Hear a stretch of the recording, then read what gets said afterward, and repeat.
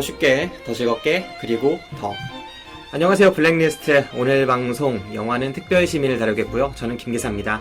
네, 아나백입니다. 힙 기자입니다. 네, 힙 기자님 몇 번째 나오셨죠? 세 번째입니다. 네, 세 번째. 세 번 나오셨는데 반응이 좀 좋아요. 근데 다 지인들한테 좋아. 그쵸. 아, 목소리가 참 좋으시다고 연락을 많이 받고 있습니다. 인성도 좋아요. 아, 인성도. 네. 아나백님은 최근에 뭐 근황이라고 할 걸 준비해 오셨어요? 근황이요? 네, 매번 물어보는데 오늘은 어떤 저는- 걸 준비해 왔을까? 근황이라 할 건 없고 김 기사한테는 얘기했었죠. 제가 왁싱을 했었는데 아, 더러워. 왜 눈썹 왁싱이 더러워요? 눈썹하고 제가 볼에 좀 털이 많아서 그걸 왁싱을 했는데 뭐 한 번 해볼 만한 경험이었던 것 같아요. 김 기사는 제가 왁싱하니까 되게 기대를 많이 하더라고요. 어디를 하니? 제가 이러면서 마녀 사냥을 잘못 봤어요. 그 예능 프로그램을 통해서 처음으로 왁싱이라는 걸 접해서 좀 문화적 충격이 있었는데 갑자기 다짜고짜 왁싱을 하겠다 이러니까 기대가 많이 됐죠. 한번 네, 목욕탕도 여기- 같이 가봐야겠다. 구경 좀 하자. 이런 생각을 했었는데 아 무슨 막 사람이 볼에 털이 있나요? 아, 그러면 이게 가까이서 보면은 좀 긴 솜털. 털들이, 솜털인데 솜털보다 좀 긴 까만 털들이 좀 있어요. 근데 가까이서 안 보면 안 보이는데. 그리고 이제 눈썹 같은 경우 한번 해보고 싶었고. 왜냐면 제가 연휴 때 친구들하고 이렇게 놀았는데 형님 한 분이 눈썹 왁싱을 했다는 거예요. 네. 그래서, 나도 해볼까? 요즘에 이제 안 해본 거 좀 해보자. 뭐 약간 어. 그런 거 하고 있기 때문에. 그리고 왁싱도 해봤고, 또 최근에는 제 이제 회사 동기 여자아이 중에 그 맹인 안마사분한테 안마를 주기적으로 받으러 가는 친구가 있었어요. 저도 한번 받아봐야지 하다가 계속 못 받고 있다가 얼마 전에 연휴 때 올라가서 동생 데리고 이제 합정역에 그런 곳이 있더라고요. 그리고 거기서 이제 안마를 받았죠. 무려 59,000원을 내고 한 명당? 네, 1시간에. 근데 이게 한번 받아보면 되는구나. 딱히 나는 맞지 않았다. 59,000원까지 낼 필요는 없구나라는 걸 이렇게 생각을 했는데 제 동생은 이제 동남아 여행 이런 거 되게 자주 가거든요. 네. 근데 여행을 한 3박 4일 엄청 피곤하게 하고 마지막 날 그런 걸 받으면 약간 그 게이지가 채워지는 느낌? 그런 게 있대요. 이렇게 마사지 좋아하시는 분들은 아예 나라 여행 갈 때 마사지를 중요한 코스로 잡기도 하잖아요. 아, 그래요? 어디는 마사지가 좋더라 막 이런 거를. 그래서 근데 저는 뭐 나중에 진짜 여행 가서 좀 저렴하게 하는 거면 몰라도 앞으로 다시 받지는 않을 것 같아요. 한 달 월급이 지금 20만 원이니까. 아, 그렇죠. 4분의 1을 마사지로. 아, 예. 4분의 1 넘죠. 59,000원. 동생 것까지 내줬으니까 뭐 절반 이상을 썼어요. 대단한 사치입니다. 아, 네. 예. 아, 근황 잘 들었고요. 저는 그 왁싱 같은 경우에 최근에 막 젊은 인기 있는 남자들의 약간 트렌드 같이 제가 예능을 볼 때마다 나오더라고요. 우연치 않게 제가 TV를 잘 안 보는데 우연치 않게 볼 때마다 막 허지웅이 왁싱을 한다. 그다음에 유세윤이 왁싱을 한다. 뭐 박수홍이 왁싱을 한다. 막 이런 얘기가 계속 들려서 아, 이게 그렇게 괜찮은 건가 하는 생각이 많이 들었었는데 직접 하고 나니까 뭐 어때요?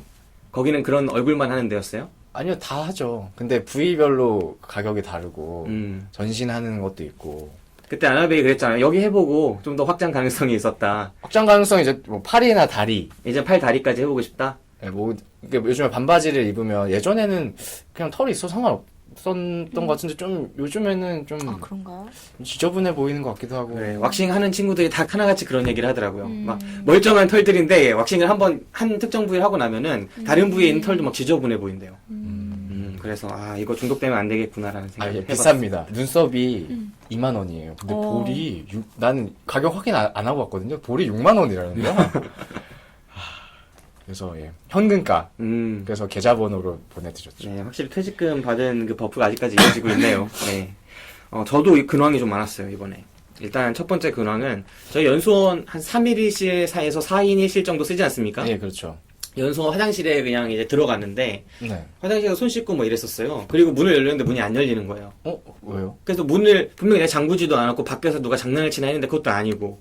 근데 이게 아주 드물게 고장이 난대요. 근데 연수원의 그 문들은 되게 독일제 문들로 아주 잘 되어 있어요. 그래서 철제가 잘 열리지도 않고 그거를 아무리 조작해도 웬만한 도구로는 풀 수가 없는데 거기에 갇혀가지고 진짜 폐소공포증을 경험을 했습니다. 언제요? 한 이틀 전에요. 그래서 막 그 안에 철톱 같은 거 갖고 오셔서 아저씨가 막 자르시고 저 화장실에서 막 불꽃 막 튀어나오는 거 구경하고 그랬어요. 그 방의 정말요? 화장실이요? 예, 방 안에 있는 거래 조심하세요. 그래가지고 그 안에 또 환풍구 같은 거가 있잖아요. 네네. 환기구를 안 돌리면은 여기가 되게 소리도 울리고 되게 습하고 뭔가 답답해요. 밀폐된 공간이라는 느낌이 확 와요. 그래가지고 진짜 고통스러운 경험을 한 번 했습니다. 그 안에서 명상하고 그랬어요. 몰랐네요. 네. 아무한테도 알리고 싶지 않은 그런 기억이었는데 청취자에게는 알리고 싶은. 네, 그런 일이 있었고, 그 다음에 제가 서울에서 오토바이를 타고 이제 부산에 왔어요. 그래서, 첫날은 세종에서 자고, 그 다음날 대구에서 자고, 이제 부산까지 갔다 나는데, 부산에서 한번 오토바이 가지고 왔으니까 드라이브를 좀 해봐야겠다. 그래서 기장군까지 한번 갔다 오다가, 오토바이가 또 고장이 났어요. 아, 진짜? 네, 갑자기 길에서 선 거예요. 근데 그 시간이 이미 밤이었고, 내가 그 센터에 연락을 할 수 있는 그런 아는 센터도 없는 상황이었고, 되게 곤란한 상황이었는데, 막 이것저것 만져보고 막 뜯어보고 했는데 잘 안 되는 거예요. 오토바이가 이제 클러치도 안 잡히고, 이거 문제가 심각하다 생각을 하고 있었는데, 또 늦게 복귀하면 또 징계를 받을 수도 있다는 생각도 막 들잖아요. 그쵸. 그런 생각을 막 하고 있었는데, 그때 이제 그 라이더들이 막 지나가는 거예요. 그래갖고 제가 그 앞에 막 나가가지고 막 손 흔들고 온 난간 난리를 쳤죠. 그래서 몇 명을 보내고 한 분이 멈춰주셨어요. 네. 그래서 그분한테 가가지고, 내가 여기 처음인데, 지금 이런 상황에 처했다, 도와달라 해가지고, 그분이 어찌어찌 해갖고 어렵게 딱 고쳤거든요. 네. 근데 그 고쳐지니까 되게 기분이 좋고 뭔가 막 들뜨고 너무 순간적으로 그런 거예요. 근데 동시에 막 경황도 없잖아요. 너무 그동안 고생하고 했으니까. 그래서, 고맙습니다. 계속 그런 다음에 오토바이 타고 왔어요. 근데 한참 오다가 생각이 나는 거야. 이거 내가 밥이라도 함께 대접하고, 이거 뭔가 인연을 만들었어야 되는 건데. 연락처라도 받고. 너무 기분이 좋았고 그런 경험이 흔치 않잖아요. 누군가를 그렇게 도와주는 게. 근데 내가 너무 경황이 없이 막 복귀하는 거에만 생각을 해가지고 막 왔구나. 명함이라도 하나 주고 나중에 꼭 연락을 할 걸. 이 생각이 나면서 그런 상황에 어떤 사람은 명함도 주고 연락처도 남고 나중에 인연으로 발전을 하겠지. 나는 그렇지 못했으니까 그런 생각이 막 드는 거예요. 그래서 이제부터는 그런 상황이 오면은 꼭 작은 인연이나 그런 상황이더라도 스쳐 지나가면 안 되겠다. 이런 교훈을 얻었습니다. 굉장히 교과서적인 교훈을 얻으셨군요. 근데 어제 그 생각 되게 많이 했어요. 막 타고 오면서, 진짜 큰 도움을 받았다고 내 스스로 생각했어요. 맞아. 예, 왜냐면 찾을 수 오토바이가 있으면 좋겠다, 다시. 진짜 무겁잖아요, 오토바이가. 그걸 그쵸. 어떻게 할지도 모르겠고, 여기다가 멈춰두고 내가 어떻게 돌아가야 될지도 지금 버스 정류장이 어디 있는지도 모르고, 아무 차도 잘 안 지나가는 곳이었는데, 그런 생각을 했었는데, 아무튼, 앞으로는 스쳐 지나가는 어떤 순간에서라도 이렇게 정신없이 지나가면 안 되겠다라는 생각을 하게 됐습니다. 잘 좀만 해주세요, 저한테. 네, 알겠어요. 네. 그보다 가장 큰 근황이 하나 있었죠, 사실은. 뭐죠? 대통령이 바뀌었잖아요. 고난이었다고요? 대통령이 바뀌었잖아요. 가장 큰 고난이 있었다고 방금 얘기하지 않았어요? 근황. 근황. 네. 우리 근황은 아니죠. 네네. 근황은 아니죠. 원황이죠, 원황. 그치. 비교적 가까운 사람들 아닌가요? 여기 힙 기자님은 어떻게 동양이고. 그쵸. 네, 어떠세요? 이번 대선 보면서 뭐, 느끼셨던 거라거나. 요즘 아나백은 페이스북 매일 들어가는 것 같은데. 원래 매일 들어갔죠. 원래 매일 들어가요. 원래 페북 충이기 때문에 네. 매번 이게 달고 사는데 예전엔 그냥 습관처럼 들어갔는데 요즘에는 이제 들어가면서 오늘은 무슨 뉴스가 무슨 좋은 뉴스가 좋은 떴을까. 뉴스가 행복하게. 나를 기분을 행복하게 만들 해줄까. 뉴스가 뭐가 떴을까. 그렇게 기분이 좋아요? 예. 어쩐지, 저는 이제 여기 연수원 생활이 사실은 되게 바빠가지고, 아무것도 못하고 지내요. 뉴스도 안 보고 지내는데, 갑자기 오늘 아나백 처음 만나는데 아나백이 와서, 형, 문재인에 대해서 어떻게 생각해? 요즘 행보에 대해서? 막 이러는 거야. 그래서 이 친구가 요즘에 어느 때보다 시사 같은 거를 즐겨서 보고 있구나. 그런 생각이 들더라고요. 그러니까 왜냐하면 김 기사한테 이런 거 자꾸 물어보는 게 이제 제 타임라인은 이미 이런 그 문바들로 다 차여져 있어요. 물론 제가 그래서 의식적으로 좀 몇 분들을 팔로우를 해놓긴 했는데 제 눈에는 이게 그런 거밖에 안 보이죠. 근데 이제 김 기사는 좀 또 본인만의 그 독특한 시각 혹은 본인만의 합리성을 가지고 항상 얘기를 해주기 때문에 이런 게 있을 때 항상 이제 김 기사에게 많이 물어보죠. 그래서 이제 앞으로 지금까지 했던 인선들 구성된 내각의 뭐 인사들이나 이런 거에서 좀 어떻게 평가하는지를 김 기사한테 한번 물어보고 싶었어요. 최근에 남는 그래서 가장 큰 인상이 뭐예요? 현 정권에 대해서. 현 정권은 뭐 그냥 좀 씁쓸했던 게 되게 당연한 건데 그동안 해오지 않았던 것들을 하는 거잖아요. 어떻게 보면 문재인 대통령이 뭐 그냥 편하게 청와대에서 밥을 먹는다거나 편하게 회의를 하고 그리고 이제 지지자들이나 이렇게 과잉경호하지 않고 직접 다가가는 모습이라든가 그리고 총리나 뭐 민정수석 이런 거 임명하는 것들이 좀 더 예전에 해왔던 거랑 전혀 다르게 정말 필요한 인재를 쓰는구나. 예를 들어서 총무비서관인가요? 그 이도영이라는 분이 세무하시던 분. 예, 전혀 뭐 일면식도 없던 사람이라고 하는데 그런 사람들을 거기 자리에 앉힌 거라든가 그런 부분들이 되게 신선하게 다가왔어요. 네, 알겠습니다. 힙 기자님은 어떠세요? 네, 저도 정치가 역사를 이길 수 없다? 음. 역사라는 게 바른 방향으로 도도하게 흘러가고 있구나. 드디어 우리나라가 돌고 돌아 이렇게까지 왔구나. 이렇게 한 생각에 매일매일 기분이 좋습니다. 아, 네. 정치가 역사를 이길 수 없다? 네. 그 역사는 꾸준히 발전한다고 생각하는 그쵸. 거예요? 역사는 꾸준히 진보하고 있는데, 그러니까 우리는 너무 좌절만 하고 있잖아요. 그리고 우리가 잘못된 방향으로 갈 것이다라고 생각했지만 사실 아니었다. 돌고 돌아서 우리는 여기까지 왔다. 그런 생각이 듭니다. 아, 네. 저도 이번에 뉴스를 계속 챙겨보진 않지만 강하게 바뀌었다는 분위기는 실감하게 돼요. 멀리서나마 어렴풋이 지나가는 뉴스들만 보더라도 현 정권과 지난 정권이 어떻게 차이가 있는지, 지난 정권이 가장 큰 문제라고 생각했던 게 사실은 불통이고 청와대가 아주 먼 곳, 첩첩산중에 쌓여져 있는 곳이었고, 그래서 국민들의 고충이나 이런 거에는 전혀 상관이 없다. 심지어는 그걸 방해하고 조작하고 왜곡시키고 더 괴롭혀왔다. 이런 생각이 들었다면 그 부분들을 많이 건드려주고 있다는 것 자체가 지금 현 정국에 필요한 정치를 아주 잘하고 있다. 시작은 괜찮다라고 생각이 들어요. 근데 이제 저는 우려되는 게 지금까지는 이제 청와대 발로 뉴스들이 나왔는데 이제 국회로 공이 넘어가면 이제 어떤 일들이 벌어질까 좀 걱정이 많이 되죠. 어쨌든 지금 과반이 아니고 또 바른정당과 국민의당이 조금씩 지분을 가지고 있고 또 자유한국당이 열심히 겐세이를 놓고 있죠. 제가 제 입장에서 겐세이라고 표현할 아니, 수도 근데 있죠. 진짜 너무 충격적인 게, 이제 제 근황을 얘기하면, 조국이 저희 신문이랑 2012년에 인터뷰를 했을 때, 잘생긴 외모가 너무 스트레스였다라는 말을 한 적이 있어요. 네. 네. 그 워딩을 따서 자유한국당이 논평을 냈는데, 한국 남성을 디스한 조국 수석, 이렇게 논평을 낸 거예요. 우리 보도를 인용을 해서, 그래서 제 사수가 쓰셨거든요, 기사를. 그래서 제가 이제 꾸준히 뭐 기타 반응이나 그 자유한국당 논평 같은 걸 마크하고 있는데 너무 황당하더라고요.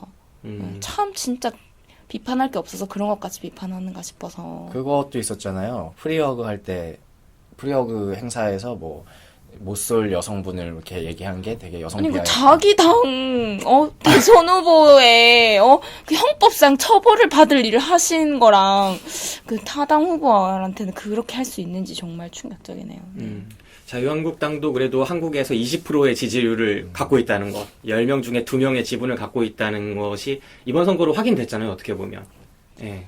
저는 그런 부분들도 사실은 좀 매력적인 상황이라고 생각해요. 그 사람들이 정치적으로 발현될 수 없는 길이 다 막혀 있었고, 뭔가 우리 사회의 극우적인 부분들이 사실 되게 많았고, 수구적이거나 뭔가 역사의 진보에 좀 역행하는 듯한 부분들이 사회적으로는 되게 많이 나타나는데, 정치적으로는 그게 그냥 보수 혹은 그냥 점진적인 건전한 보수들과 되게 뭉뚱그려져서 하나의 색깔로만 보이던 것이 지금은 좀 분류되고 있다는 느낌이 많이 들어서 저는 좀 긍정적이라고 봐요. 그런 부분들이 사회적으로 좀 줄어들면은 이런 자유한국당의 기세나 그런 것도 줄어들지 않을까요? 맞아요. 그리고 언론에서 계속 나왔던 것 중에 뭐 지금 TK나 대구 저희도 개표 방송 보면서 아이고 TK 막 경북 아이고 막 이러면서 봤는데 맞아. 이제 그 뭐 예전에 말했던 그 뭐 20대 개새끼론처럼 아예 이제 그쪽 TK나 뭐 대구 이런 사람들을 좀 괴물로 보는 시각들이 있는데 그런 걸 비판하는 사람들 얘기들을 보면은 이제 젊은 층에서는 그쪽에서도 굉장히 되게 다변화됐다는 거죠. 투표율이. 그래서 점점 변하고 있다라는 거를 점진적으로 변하고 있다. 이런 말도 맞는 것 같아요. 네. 맞아요. 자, 그러면 문재인 대통령이 됐고 정권이 바뀌었고 오늘 다룬 영화는 특별시민이라는 역시 정치 혹은 선거와 관련된 영화입니다. 각자 이제 정권이 바뀌었으니만큼은 이번 정권에 가장 기대되는 것 그리고 이번 선거와 관련돼서 가장 흥미롭게 지켜봤던 점 이런 거를 하나씩 얘기해보면 좋을 것 같아요. 힙 기자님 뭐 있을까요? 저는 제일 먼저 이번 정권에 가장 바라는 거는 그 질문 더 있습니까? 라고 물어봤는데 청와대 기자들이 아무도 질문을 더 하지 않았어요. 그래서 우리 사회가 아무것도 묻지 마십시오에서 질문 더 있습니까? 라고 변화하는 사회. 그런 앞으로의 5년이 되길. 문재인 대통령이 절대선도 아니고 민주당이 모든 걸 해결해 줄 거라고 솔직히 바라지 않지만 질문 더 있습니까? 하는 사회가 됐으면 좋겠습니다. 질문을 더 받는 사회? 어떤 질문들이 나올 거라고 생각해요? 그러니까 어떤 질문이라도 질문할 수 있는 사회 그 자체가 되게 소중한 것 같아요. 네. 그 허니문만 만끽하는 것도 지금의 앞으로 1년은 되게 소중할 것 같고, 문제를 해결하는 데 있어서는 말씀하신 대로 이렇게 어려움이 있겠죠. 정반합도 있을 것이고, 이제 그 과정도 있겠지만, 일단 지금은 그 행복에 조금 취해도 되지 않을까 싶습니다. 네. 질문할 수 있는 사회. 아나백님은요? 어떤 사회를 기대하나요? 뭐 저는 뭐 구체적인 것을 뭐 얘기하기보다는 그냥 아까 근황을 말씀해 주셨을 때 또 생각나는 게 있었는데, 제가 지난 연휴 때 그 전세 계약을 했어요, 서울에서. 이사를 가게 되는데, 이제 투룸에서 투룸으로 옮기는데 조금 더 작아졌어요. 근데 그 작아진 투룸이 1억 5천만 원이에요, 전세가. 그래서 박박 긁어 모아서 이렇게 만들었어요, 동생하고 같이. 그러고 나서 그걸 계약하고 세종에 놀러 갔는데, 거기 선배가 살고 있는데, 그 푸르지오 34평짜리 아파트가 전세 2억인 거예요. 그래서 너무 막 부들부들 하면서 거기서 재밌게 놀긴 했는데 막 그런 생각하니까 너무 힘들더라고요. 그래서 지금 그걸 당장 뭐 문재인 정부가 해결해 줄 수는 없는 거지만 그냥 그런 좀 생활에 밀접한 부분들이 많이 바뀌었으면 좋겠다는 생각을 많이 하고, 또 아까 힙 기자님이 말씀하신 것처럼 그런 분위기로 점점 변하면서 부동산은 정말 어려운 문제지만 앞으로 그런 걸 풀어갈 수 있는 실마리들이 조금씩 생기지 않을까. 그리고 가장 바라는 건 이제 4대강. 네. MB? 네. 여기까지 하겠습니다. 네, 저 같은 경우에도 지난 10년의 정권이 국민들하고는 상관없는 그들만의 리그였던 것 같아요. 하지만 민주주의에서 딱 그 민이 주인인, 그래서 민주주의라고 하잖아요. 그런데 사실은 정치를 통해서 그 국민들이 아니면 또 시민들이 자신의 당면한 문제들을 해소를 할 수 있어야 하는데, 지난 10년간의 정권은 그거랑은 정반대로 흘러갔다. 아무도 국민들이 어떤 문제에 당면해 있는지, 어떤 어려움을 겪고 있는지, 그래서 이들 전체가 어떤 사회로 나아가야 되는지에는 전혀 관심이 없는 듯이 보였는데, 앞으로의 5년, 그리고 어쩌면 10년, 15년, 20년 이게 될 테지만, 이곳은 다르겠다. 이제는 좀 다르겠다. 국민들이 어떤 문제를 겪고 있는지 들어줄 것이고, 그 아픔들을 조금은, 왜 그 심리학자 우리 친한 그 뜬구름냥 있지 않습니까? 예. 뜬구름냥이 유명한 심리학자 정혜신 박사를 인터뷰를 했죠. 네네. 네, 그 인터뷰에서 그 대목이 나왔어요. 심리 치유라는 거는 다가가서 내가 뭔가를 치유해주고 적극적으로 나서서 뭘 하는 게 아니라 그냥 들어주고 있어주고 그들의 문제에 우리가 여전히 공감하고 관심이 있다는 것만 알려주면 된다. 거기가 그것만으로도 치유의 시작이고 또 끝일 수도 있다라고 말씀을 그런 주제로 하시더라고요. 저는 정치도 똑같다고 생각해요. 예, 치유와 마찬가지로 형제의 당면한 문제들을 해소하는 게 정치라면, 그리고 또 나아갈 길을 알려주는 게 정치라면, 일단은 해소해야 될 게 너무 많지 않습니까, 이 사회가? 예, 그런 것들을 들어주고, 그리고 봐주고, 그런 좀 알려주면서 정치가 한 걸음 한 걸음 나아갈 것 같은 희망이 생겼다는 점에서 매우 긍정적으로 저도 보고 있습니다. 그 어젠가요? 그젠가? 그 우리 여사님께서 라면 먹고 갈래요라는 말을 재정의하셨다. 네. 그 뉴스는 혹시 보셨어요? 아니요, 안 봤어요. 맞습니다. 네, 보셨죠, 기자님? 네네. 네, 소개 좀 해주세요. 그러니까 60대 한 여성이 정경유착을 없애야 된다라고 이렇게 그 사저라고 하기도 좀 그렇죠. 홍은동의 자택 앞에서 이야기를 여러 차례 했는데, 그 김정숙 여사님이 아유 내용은 모르겠고 배고프니까 우리 집에서 라면 먹고 가라고 이렇게 해줘서 뭐 손을 끌고 집까지 갔는데 차마 그 여성분은 차마 내가 밥을 먹을 수 없고 그래서 라면이나 몇 개 얻어가지고 갔다. 근데 이제 안 올 것이다. 뭐 이런 식으로 들어줬으니. 그 다들 그 여사님 덕후질을 시작했다. 걸크러쉬 뭐 이러면서 네. 그런 일이 있었죠. 네. 그 일을 갑자기 왜 얘기하는 거예요?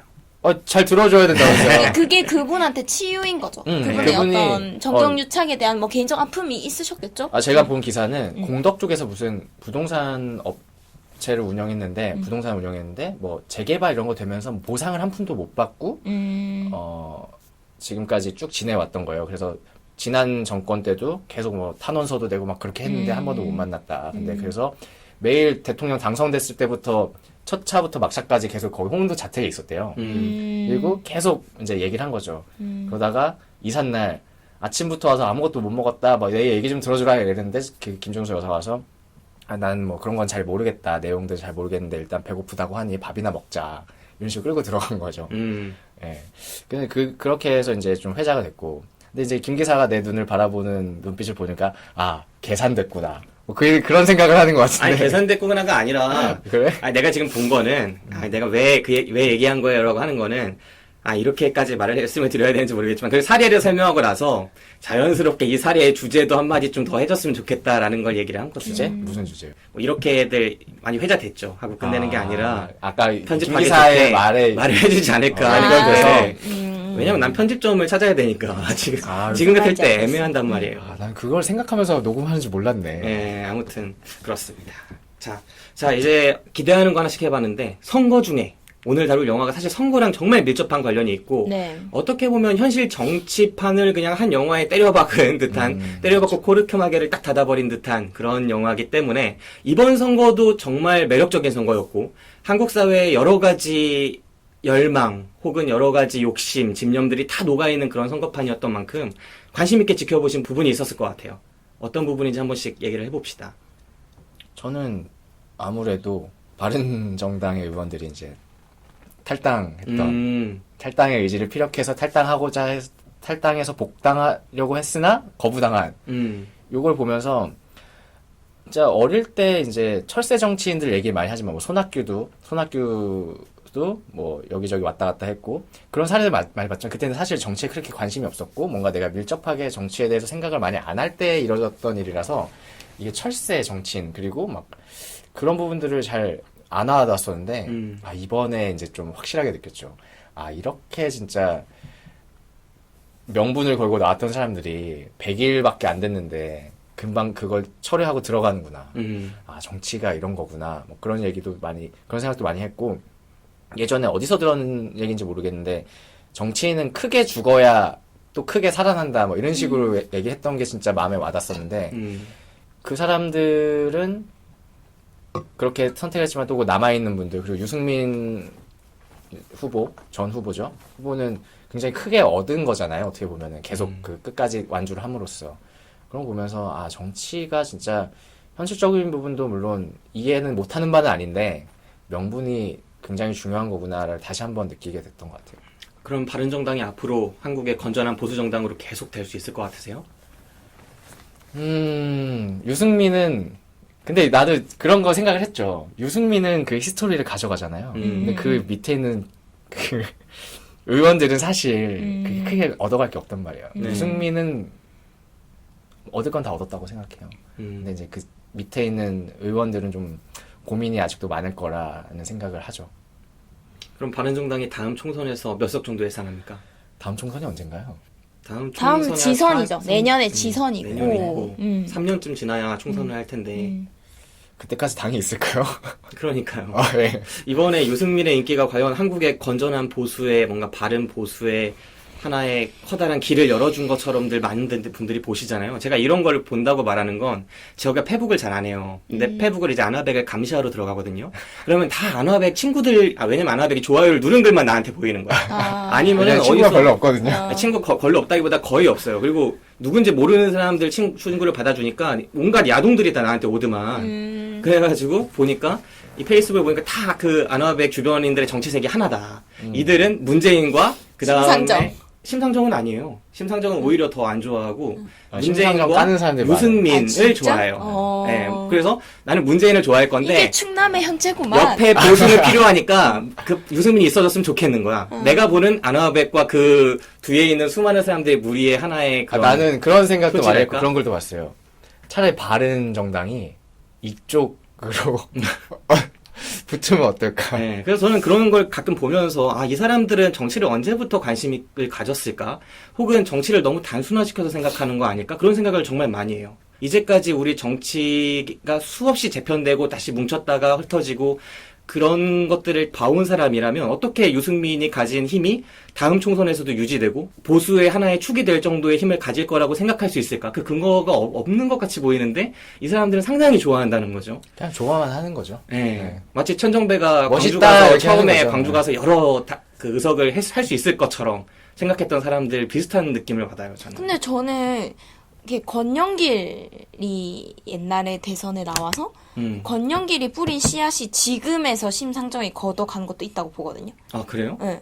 그러니까 바른 진짜 이성적이고 합리적인 보수의 씨앗을 이제 유승민이 뿌렸으니까 그게 당장 뭐 지금 내년 지선 다음 총선 때는 아니더라도 10년 뒤 15년 뒤에는 분명히 있을 거라고 봐요. 근데 너무 저는 이상적이다. 조금 좀 씁쓸했던 게 사실 그 이번에 최순실 정국 때 인기를 얻었던 이제 장제원, 하태경, 물론 하태경 의원은 남았죠. 네. 근데 장제원 의원은 정의당은 그래도 뭐 노나 심 이런 분들의 진정성은 알지만 바른정당이 정말 결벌하고 나왔을 때 진정성을 가지고 나온 사람들이 하나나 둘이라도 있을까? 그런 걸 고민하는 거죠. 그래서 방금 힙 기자님이 말씀하신 그 씨앗을 뿌렸다라는 게 정말 이게 그냥 공갈 씨앗인지 정말 진짜 씨앗인지는 가봐야 아는 더 거지만 가봐야 한다. 제 생각에는 그냥 생존을 위해서 또 뛰쳐나왔었다고 봐요. 그냥 오로지 그런 정치공학적인 부분에서만. 그래서 씨앗은 되게 어려울 것 같다. 하지만 그 유승민 개인으로 봤을 땐 유승민은 얻을 건 다 얻었다. 그죠. 유승민은 완주함으로써 개인으로는 얻을 걸 많이 얻었는데 앞으로가 힘들어 보여서 그러지. 무대는 이제 뭐 해요? 글쎄요. 그분은 영도에 계시나? 운신의 폭이 꽤 되는 것 같은데 김무성 씨는 저 뭐 조용히 있었으니까. 갈 수 있는 당도 많고. 좋겠다. 네. 원래 그 박지원하고 김무성하고 뭐 손을 잡내 만에 막 그런 얘기도 좀 돌았잖아요. 몇 달 그 작년에 둘이 엄청 친하다고. 기대가 되네요. 영도 주민으로서. 네, 영도 많이 발전한 것 같아요. 네. 그렇습니다. 자, 그럼 힙 기자님은 이번 선거에서 가장 관심 있게 보셨던 것. 아, 네. 제가 마크하는 지역이 부산에서 유일하게 그 홍 후보가 높게 나온 중구, 동구, 서구였는데 제가 중구, 동구, 서구를 맡고 있거든요. 그래서 사퇴해라 이런 얘기도 되게 많이 들었는데 제가 홍 후보를 많이 따라다녔는데 홍 후보를 지지하는 그 어르신들도 되게 많이 취재를 했어요. 근데 홍이 진짜 나쁜 게 가짜 뉴스를 뿌립니다. 유세 현장에서. 그거를 3번이나 기사를 썼는데 선관위에서 가만히 있더라고요. 근데 가짜뉴스 내용이 그 5.18 유공자들 특혜받고 있다는 내용이었어요. 그러면 즉슨 아직도 자유한국당이 지역감정을 조장하고 있다라는 거죠. 그러니까 지금 2017년에 영남에서 유세할 때 5.18 유공자의 특혜를 운운한다는 것 자체가 정말 화가 났고 정말 시대에 역행하는 구시대적 적폐라는 생각이 들었습니다. 그것 때문에 정말 화가 나고 바쁘고 어쨌든 그런 선거 기간이었습니다. 그 구시대적 적폐에 공감하는 사람이 한국에 10명 중에 2명인데 그거 어떻게 생각해요? 아, 그들이요. 그거에 대해서 아까도 말씀하셨듯이 뭐 분단하자. 너무 싫다. 그런 말도 있지만 제 중동 서구 어르신들이 많이 살고 있는 이곳의 그 2번 투표를 보면 점점 낮아지고 있거든요. 옛날에는 진짜 짝대기만 나오면 50, 근데 40, 지금은 30 몇 프로까지 떨어지고 있잖아요. 그러니까 그게 한순간에 사람을 지우개로 지우듯이 바꿀 수 있는 것도 아닌데 그러니까 너무 비난하기보다는 이 사람들이 조금씩 변화하고 있다. 조금 기다려주는 것도 나쁘지 않지 않나 싶습니다. 네. 저 같은 경우에는 사실은 홍준표 후보가 사실은 후보 자격이 없죠. 어떻게 보면 후보 자격이 없고 과연 우리나라가 많이 발전해 있는 듯한 이 민주주의와 이런 것들이 발전해 있고 또 법치주의가 발전해 있는 그런 잣대에서 보면은 홍준표는 진짜 이런 사람이 어떻게 이런 나라에 이렇게 발전한 나라의 후보로 나올 수 있나. 그리고 연일 쏟아내는 발언도 참 참담한 수준인데 10명 중에 2명이 그를 지지했고 또 제가 느끼기에는 과연 어르신들만 이 사람을 찍는 것일까? 저는 아니라고 생각해요. 커다란 기조가 있다고 봐요. 일종의 우리 한국에서도 트럼프나 두테르테나 이런 사람들이 대통령이 될 수 있게끔 만드는 그런 힘이 한국에도 여전히 작용을 하고 있고 점점 강화될 수 있을 것처럼 보이는 그런 힘이 있다고 생각하고 홍준표 후보는 그거를 선거에 매우 영리하게 이용하는 듯한 느낌을 많이 받았어요. 특별히 토론회 같은 데서도 되게 자유로운 듯한 그런 분위기, 이것저것 신경 안 쓰는 듯한 분위기, 그런 것들 참 저는 2등이 쓸 수 있는 전략들을 매우 잘 쓰고 있다라고 생각을 한 적이 한두 번이 아니에요. 그 토론을 제일 잘했죠. 네, 실제로 그러니까 잘하긴 했죠. 지지자들에게 어필하는 부분에 있어서는. 네, 그런 모습들에서 저는 홍준표 후보한테 끌려하는 그리고 저 스스로도 제 내면에 수많은 홍준표가 그런 있어요? 가치들이 있잖아요. 제 안에 홍준표가 있음을 느낄 수 내 있어요. 안에 홍준표. 네, 내 안에서도 너무 충격적이다. 사실 연동하는 그런 부분이 있죠. 한 사람 안에 수많은 모습들이 있으니까. 그래서 나는 내가 되고 싶은 지향점이 있고, 그리고 내가 발현되지 않았으면 하는 내가 있고, 그런 것들이 있기 때문에 그걸 자제시킬 수 있는 것이지, 이제까지 보수 후보와는 다른 상당한 힘이 있음을 개인적으로 많이 느낄 수 있었어요. 이번 선거에서. 그리고 홍준표의 자유한국당은 앞으로 더 확대되면 확대될지 줄어들진 않을 것 같다는 생각을 많이 했습니다. 그런 모습들을 보면서 한국의 문재인이 최순실부터 시작된 이 박근혜 막 이런 어마어마한 파문들, 이런 파문들에도 불구하고 얻은 표가 생각만큼 많지 않아요. 이거를 표차 이런 거 생각해서 사람들이 많이 막 긍정적으로 포장을 하려고 하지만 저는 매우 적은 수치라고 봐요. 그리고 이 투표율조차도 그렇게 높지 않잖아요, 사실은. 비슷했죠. 네, 그때 투표율조차도 낮아요. 그러니까 한국의 정치 지형은 바뀌지 않았죠. 근데 조금 일시적인 구도만 바뀌었을 뿐이고 홍준표가 20%는 얻을 만큼 현상은 더 극우화되어 있고 그리고 예, 홍과 안을 합하면 이기는 네, 상황이죠. 아. 예. 그래서 저는 심지어 문재인 후보를 지지하는 사람들이 나타내는 색깔도 저한테 매우 거부감이 강하게 느껴질 때가 많거든요. 물론 그 색깔은 다 안화백의 페이스북에서 느껴지는 거지만 가장 많이 느껴지는 건 이거예요. 아, 이 사람들은 도대체 이 사람을 그냥 스타로서 좋아하는 건가, 정치인을?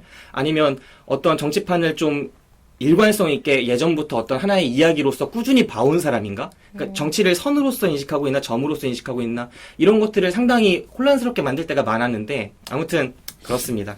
이걸 이번 선거에서 제가 제일 관심 가진 건 그런 부분은 아니고, 제가 지지한 후보에 대해서 득표를 너무 못했거든요. 아, 맞아요. 정말 가슴이 아팠어요. 제가 오랫동안 지지했고, 저는 노회찬 씨를 정말 좋아하는데, 그분이 이제 선거를 맡으셨잖아요. 이번 영화의 심혁수. 영화의 가장 중요한 인물 아닙니까? 그 심혁수 씨와 같은 존재로서 어마어마하게 열심히 하시더라고요. 그래서 저도 심상정 씨는 잘 몰라요. 제가 심상정 후보의 그 살아온 내력이나 이런 건 잘 모르는데도 불구하고 많이 관심을 갖고 지켜봤는데, 이 정당이 좀 일종의 강한 정당이 되고 수권 정당으로서의 힘도 갖추고 혹은 원내 교섭단체가 되고 이랬으면 좋겠는데 그게 너무나 요원할 것 같다는 생각을 계속 받았어요. 저렇게 여건이 힘을 받지 못하면 아직도 40%에서 이런 국면의 40%라면 앞으로 정의당은 10년이 지나고 20년이 지나도 꾸준히 이탈표가 계속 생기겠구나 하는 생각을 많이 하게 돼서 저는 이번 선거를 사실은 부정적으로 본 느낌이 많이 있었어요. 예. 그래서 이번 선거에서 많은 긍정적인 부분을 찾으시는 분들도 많지만 저는 이번 선거에서 정말 압승을 하지 못했다는 게 너무나 안타깝게 여겨지고 네, 그렇게 생각이 들었습니다.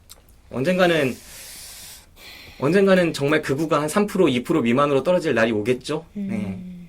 그런 생각을 하면서 오늘 앞에 이야기가 좀 길어졌네요. 네. 하지만 대선 이후의 첫 녹음이니만큼 그럴 수 있으리라 생각을 합니다. 자, 일단 영화 이야기로 들어갈게요. 먼저 예고편 듣고 오시겠습니다. 사랑하는 서울 시민 여러분, 다시 한번 기회를 주십시오. 이 정치는 말이에요, 기본적으로 쇼야, 쇼.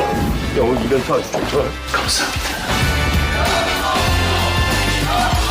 저는 변종구 시장이 깨끗하지 못한 정치인이라고 생각합니다. 우리가 먼저 선수를 칩시다. 실검 1위 만들어놔. 변종구한테서 나올 만한 딱가래 작품은 아니더라. 너 정치 참 잘한다. 모든 사람들이 다 믿게끔 만드는 게 그게 바로 선거야. 길게 보고 형님 차 타고 싶어요. 원본이? 예. 아무한테도 얘기하지 마라. 국회의원 3번에 서울시장 2번에 너무 다녔어. 나 변종구야. 내가 살 수 있는 유일한 방법은 직관이야. 본부장님, 저희가 찌라시는 아니잖아요. 형님이 저를 좀 케어를 해주세요.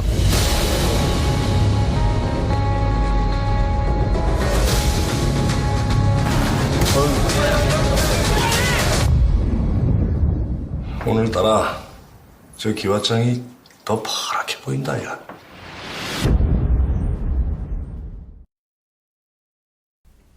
서울특별시장 변종구는 3선 선거를 앞두고 있습니다. 선거 공작의 1인자인 검사 출신 선거대책본부장 심혁수를 파트너로 삼고 젊은 광고 전문가 박경까지 새롭게 영입한 변종구는 차기 대권을 노리며 헌정사상 최초의 3선 서울시장에 도전합니다. 하지만 상대 후보들의 치열한 공세에 예기치 못한 사건들까지 일어나면서 변종구의 3선의 어두움이 그림자가 짙어집니다. 네. 특별시민 누가 보자고 한 거예요? 제가 기자와 네. 저가 둘이 같이? 네, 그냥 얘기하다가 뭐 특별시민 본다길래 저도 재미있을 것 같다. 그래서 이제 녹음을 했으면 좋겠다라고 저희가 통보를 했죠, 김 기사한테. 네. 근데 저는 이 특별히 시민이라는 영화를 보면서 정말 보기 싫다는 생각을 사실 했었거든요. 이 영화의 어떤 점이 그래서 계속 궁금했어요. 이 영화의 어떤 점이 여러분을 끌리게 했는지. 일단 영화를 안 본 극장으로. 상태에서 끌린 건 일단 최민식이란 배우. 네, 그리고 뭔가 이게 선거를 앞두고 이렇게 자신만만하게 내놓은 거 보면 뭔가 새로운 게 있지 않을까? 뭔가 재밌지 않을까? 그런 기대가 컸던 것 같아요. 네. 새롭고 재밌을 것 같다. 그리고 선거를 최민식 앞두고. 얘기 나온다는 저도 거. 대선 이후 첫 녹음이라서 정치 영화를 한번 해야 되겠다라는 생각을 했어요. 그리고 저는 심은경 배우를 좋아하기 때문에 저런 역할을 어울릴까? 약간 발랄한 그리고 뭐 코미디 이런 역할에서 정말 잘했지만 약간 정극에서도 괜찮을까라는 생각이 궁금함이 컸던 것 같아요. 네. 사실 이 영화 배우들만 살펴보면은 우리가 엄청 좋아할 만한 영화예요. 왜냐면 어마어마하죠. 사실 아나백이랑 또 똥멍청이님이랑 같이 녹음했던 남자 배우 특집, 여자 배우 예. 특집에 올라가서 나름대로 괜찮게 들었어요. 청취율도 잘 나왔습니다. 댓글도 달렸어요. 댓글 소개해야 되는데 잠시 후에 좀 네네네. 쉬어갈 때 한번 하고요. 네. 그 배우 중에 거론됐던 배우들이 상위권에 거론됐던 배우들이 이 영화에 많이 등장합니다. 일단 심은경 씨, 우리가 여자 배우 중에 원톱을 소화할 수 있는 배우가 기근이다. 그런데 심은경 씨는 그거를 꾸준히 보여주고 있는 젊은 배우라서 앞으로가 기대된다라고 했었는데 심은경 씨가 이번 영화에서 가장 중요한 캐릭터로 등장을 합니다. 네, 광고 전문가 박경으로 입체적인 인물이죠. 네. 이 인물이 관객하고 감정선을 동일하게 가져가서 이 인물이 고민할 때 관객들은 이 인물이 어떤 선택을 할까 궁금하고 그런 모습들이 등장하죠. 그 다음에 최민식 씨, 남자 배우 특집에서 저는 잠깐 까먹긴 했습니다만 1위로 많은 분들이 거명하셨던 네. 네, 제가 그 아마 배우니까. 1위로 최민식 씨를 꼽았던 것 같아요. 네, 여자 배우에서도 역시 1위로 거명하셨던 문소리 씨가 네. 네, 이번에 기자로 등장해서 장재희였나요, 이름이? 네, 맞습니다. 장재희. 네, 그래서 상당히 열성적인 듯 정재희죠, 하면서 정재희. 정재희. 네네. 네, 열성적인 듯 하면서 좀 비열한 듯한 네. 그리고 좀 찌든 듯한 느낌의 그런 기자로 분해서 나왔습니다. 그래서 배우는 상당히 인상적이었는데 저는 좀 걱정되는 게 많았어요. 선거철을 앞둔 정치 영화는 저는 보는 게 아니다라고 생각하는 평소에 지론이 있었는데 이 영화를 보고 나니까 역시나 철 따라 이제 끼워 파는 듯한 그런 영화가 아닌가 하는 생각을 개인적으로 했거든요. 두 분 딱 영화를 보고 나오셔서 기분이 어땠습니까? 저는 처음에는 괜찮았어요. 음. 그리고 좀 약간 열린 듯한 결말이잖아요. 그죠. 그래서 생각을 하게 만드는 게 있었는데 약간인가요? 거의 제주도던데. 벽이 없던데. 그래서 나름대로 고민을 하다가 처음엔 좀 이제 저는 김 기사가 했던 말이 기억이 나는 게 예전에 그 내부자들인가요? 그 영화에서 너무 희망찬 결말이다. 현실이 그렇지 못한데 그런 게 갑자기 생각이 나서 이 결말도 좀 답답하게 끝나잖아요. 네. 그래 이게 현실이지 이런 생각에 잠깐 좋아졌다가 좀 더 고민을 하다 보니까 좀 별로라는 생각이 들었어요. 고민을 하다 보니까. 네, 이따가 뭐 키워드 할 때 얘기를 할 거니까 이따가 얘기할 텐데 아무튼 저는 뭐 추천 비추천 이거 해야 되잖아요. 저는 보말 하려고요. 평소에 제가 거의 다 추천하거든요. 보말 처음 하는 것 같아요. 네. 녹음하는 역사상. 그래서 저는 보말. 이유는 이제 차차 들어보는 걸로요. 이유는 두 개인데 그 중에 하나부터 먼저 말씀드리면 정치 영화를 이제 앞으로 이제 제작하려는 사람들의 큰 고민들, 이제 최순실 이후의 정치 영화는 어떻게 찍는 것인가. 그게 굉장히 고민이 많이 될 것 같고, 그리고 아까도 얘기했지만 처음에 기대했던 것들이 좀 새로운 이야기가 있지 않을까라고 했는데 사실상 그냥 반복되는 것들, 그냥 정치인이 승리를 하기 위해서 갖은 잡기를 부리고 또 어떤 실수를 했는데 그걸 무마하려다 보니까 더 큰 실수를 저지르고 뭐 이런 것들이 그닥 새롭지 않게 느껴졌어요. 네, 물론 제가 좋아하는 배우들을 보는 재미는 있었지만 이야기 자체는 그렇게 흥미있지 않았어요. 네, 그래서 알겠습니다. 저는 보말을 하겠습니다. 네, 힙 기자님은 총평해 주시면요. 저도 뉴스보다 재미없다. 보말입니다. 네, 뉴스보다 재미없다. 네. 저는 이 영화 매우 실망했어요. 매우. 처음에 한 10분에서 15분 정도만 이 영화를 좋을 수도 있겠다라고 생각하면서 본 것 같아요. 그 이후에는 제가 아는 그리고 제가 이제까지 지켜봐왔던 수많은 정치 이야기의 짬뽕판이고, 심지어 이 짬뽕을 시켜가지고 하고자 하는 말도 불명확하다는 느낌을 받았어요. 저는 하나의 영화가 하나의 메시지를 전달해야 한다고 보는데, 하나의 메시지가 꼭 어떤 도덕적이거나 교훈적일 필요는 없더라도 어떤 하나의 이야기, 나아가고자 하는 목적지는 있어야 하는 거죠. 근데 저는 이 영화를 보면서 그래서 이 감독이 하고자 하는 말이 뭐지? 관객들한테 무엇을 전하고 싶은 거지? 이런 느낌을 막 강하게 받았습니다. 그리고 동시에 이 영화가 표현하고 있는 것들, 다루고 있는 이야기가 현실 정치의 그것에 비하면은 너무나 떨어지는 수준의 것들, 전혀 자극적이지 못하고, 심지어 이 영화에서 보여지는 현실 정치에서 있었을 법한 이야기들은 이미 15년, 10년 전의 이야기들이에요. 한참도 전에. 그리고 그 당시에 있었던 더 자극적인 이야기들은 영화에 감히 갖고 오지도 못했어요. 아주 뻔한 이야기들만 가져왔죠. 그래서, 이 영화가 너무 평이한 영화다. 그럼에도 불구하고 자기가 가진 그릇에 비해서 넣어놓은 것들은 너무나 많은 거예요. 사람도 3명이나 죽어나가죠. 싱크홀 갑자기 막 가라앉죠. 그렇게 큰, 한국의 2012 같은 영화 찍는 줄 알았어요. 싱크홀 크기가. 그렇게 들어가죠. 그 속에서 막 유족들 위로하고 막 그러다가 또 막 어떤 에피소드가 막 벌어지면서 꼬이고, 그 와중에 젊은 심은경 씨는 성장하는 모습을 보이려다가 고민하고 방황하고, 그러다가 결말은 마지막에 그거였잖아요. 유권자로 돌아가야지. 유권자로 돌아가서 심판을 하겠다는 건지 뭔지 전혀 이해할 수 없어서 이 영화 자체가 되게 실망스러웠습니다. 저는 강한 비추하고 영화 이야기로 한번 들어가 보도록 할게요. 일단 감독님 누가 찍었습니까? 박인재 감독님인데요. 음. 저도 몰라서 검색을 해보니까 네. 뭐 단편 영화로 이제 상을 받으시고 이렇게 차근차근 올라오신 분 같은데 모비딕이라는 영화 2011년도에 네. 그 영화로 데뷔를 하셨더라고요.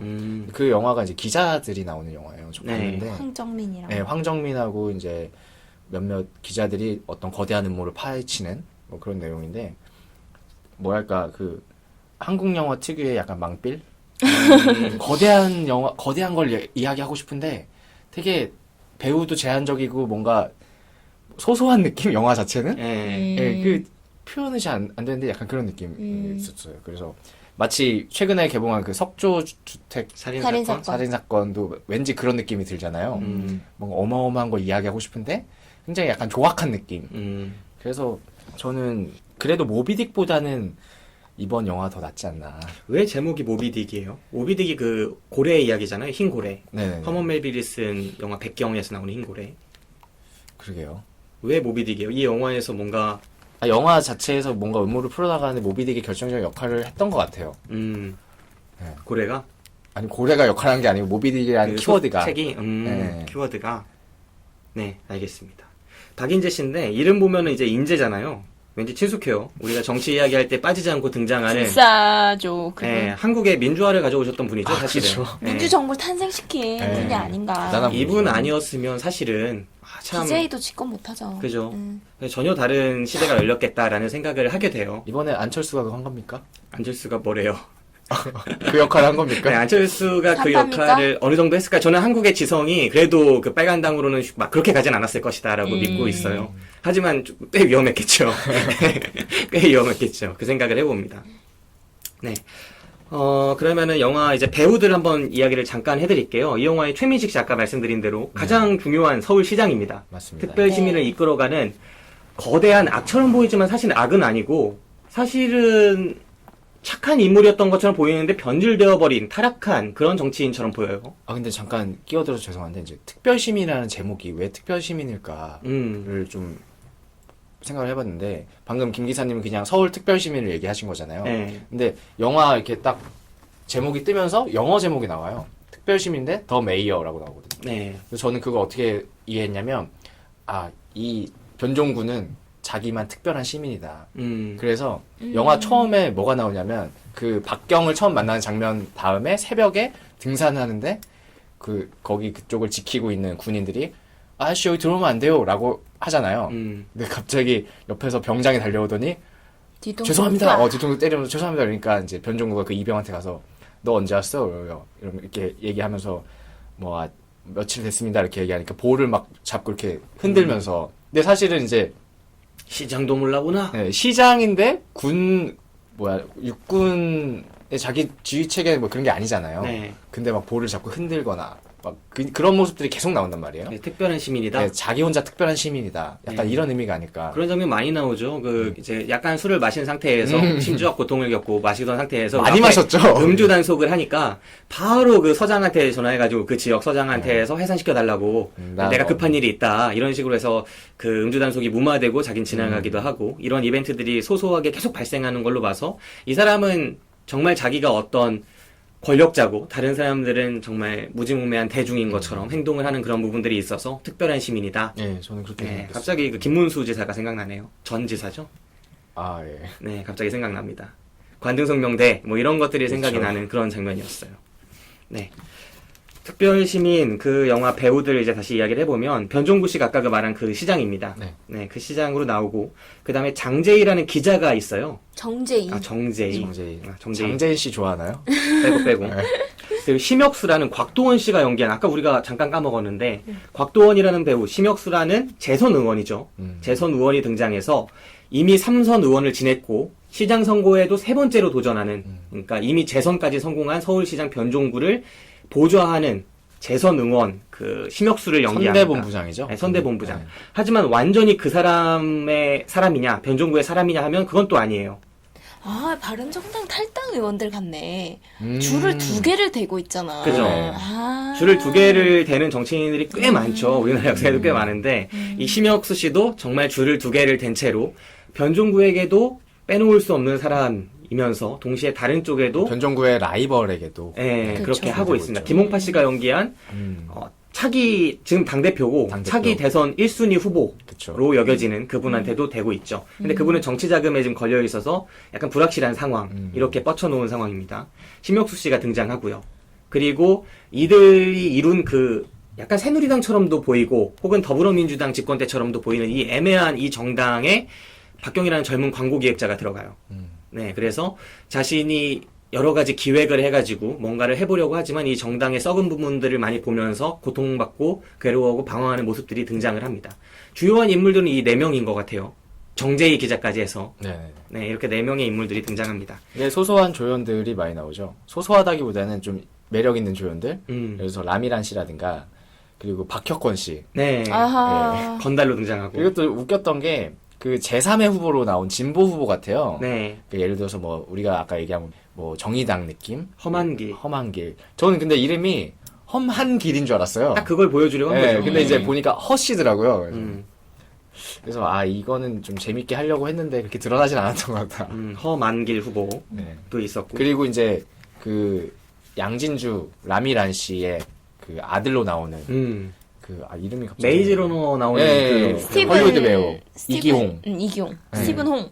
처음에 누군지 몰랐는데 어디서 많이 봤다 했는데 나중에 찾아보니까 그 친구더라고요. 네. 정말 많은 캐릭터들이 나옵니다. 이 영화 보다 보시면 이게 주연인지 조연인지도 헷갈리고 그렇게 맞아요. 인지도 있는 배우들이 수도 없이 등장하는데 그런 배우들이 등장한다는 뜻은 그런 캐릭터들이 곳곳에 분산되어 있다는 뜻이고 그 캐릭터들이 각자 우리나라 현재 정치판의 어떤 모습들을 보여주고자 하는 듯한 부분을 많이 느꼈어요. 네, 차차 이야기를 해보면서 그런 내용들 한번 풀어보도록 하겠습니다. 총평까지 해봤고 이제 키워드 토크로 바로 들어갈까요? 아나백님 어떤 키워드 가져오셨습니까? 저는 그 개몽이라는 키워드를 갖고 왔습니다. 개몽. 네. 그러니까 아까 제가 영화를 보고 나서 기분이 좋았다가 안 좋아졌다 그랬잖아요. 생각을 해봤어요. 그 결말이 뭐 많은 분들이 보셨겠지만 그 변종구가 이제 자기가 자주 가는 단골집, 조용한 단골집. 어릴 때 자기가 이제 거기서 노동자로서 밥을 먹고 했던 그곳에서 힘든 일이 있을 때마다 소고기를 구워 먹으면서 소주를 마시고 스트레스 풀고 뭐 그렇게 하는 공간인 것 같은데 그 심혁수가 죽잖아요. 자기 신복한테 이제 자기 신복한 앞에다 앉혀놓고 계속 그 쌈을 먹이죠. 입에 막 터질 때까지. 그러면서 무덤까지 가는 거다. 뭐 이런 식으로 얘기하고 자기도 쌈을 물으면서 그 스크린에 변종구가 그 쌈을 이렇게 씹는 장면이 얼굴에 가득 차게 클로즈업으로 해가지고 영화가 끝나요. 그래서 아 이게 도대체 뭘까 이 결말이.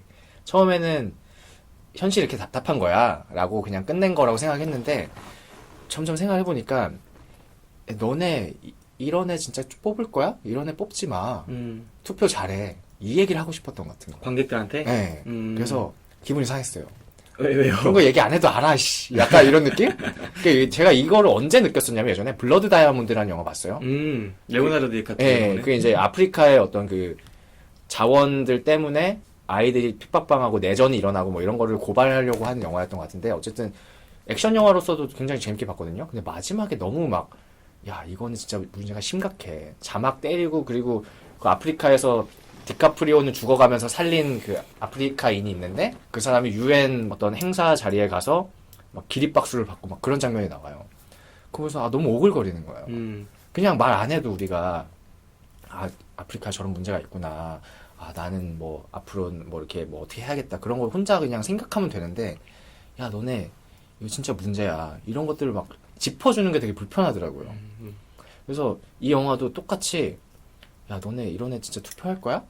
안 돼. 뭐 약간 이거를 그냥 뭔가 얘기하고 싶었구나.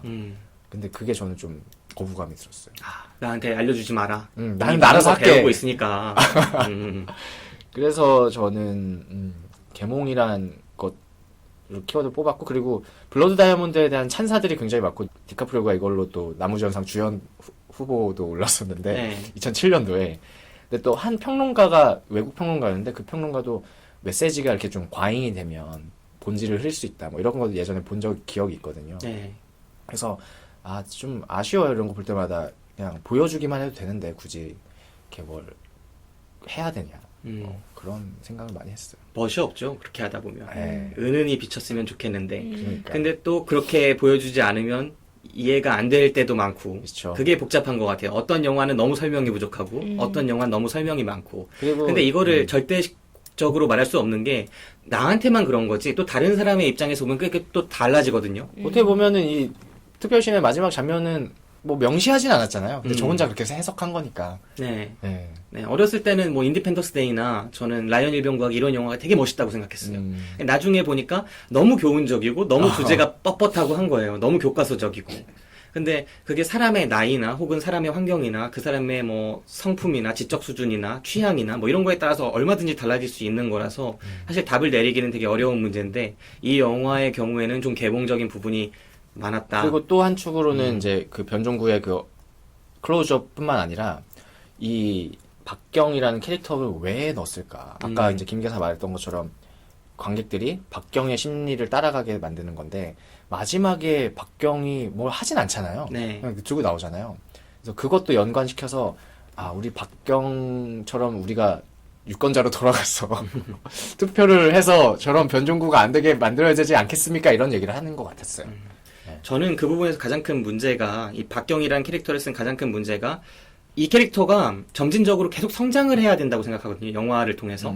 점진적으로 성장해서 나중에 우리랑 같은 고민을 했던 애가 결국은 이런 것들을 보고 이만큼이나 커서 혹은 이만큼이나 붕괴해서 어떤 파문을 영화에서 꽝 하고 던지면서 일종의 쾌감을 준다거나 그렇게 변해야 한다고 생각을 하는데 끊임없이 고민하는 캐릭터가 되게 뜬금없이 들어가 있어요. 왔다 갔다만 하죠. 네, 왜냐면 이 거대한 정치인들, 썩은 정치인들의 세계에 결코 어울릴 수 없을 것처럼 보이는 아무것도 모르는 그냥 어린 애처럼 보여요. 먼지 같은 애죠. 네, 그럼 먼지 같은 애를 관객하고 동일시시킬 수 있는 애를 거기다 던져놨으면 이 애가 성장하는 모습을 보여서 뭔가를 던져줘야 되는데 끝까지 평면적으로 아무것도 모른다는 거예요.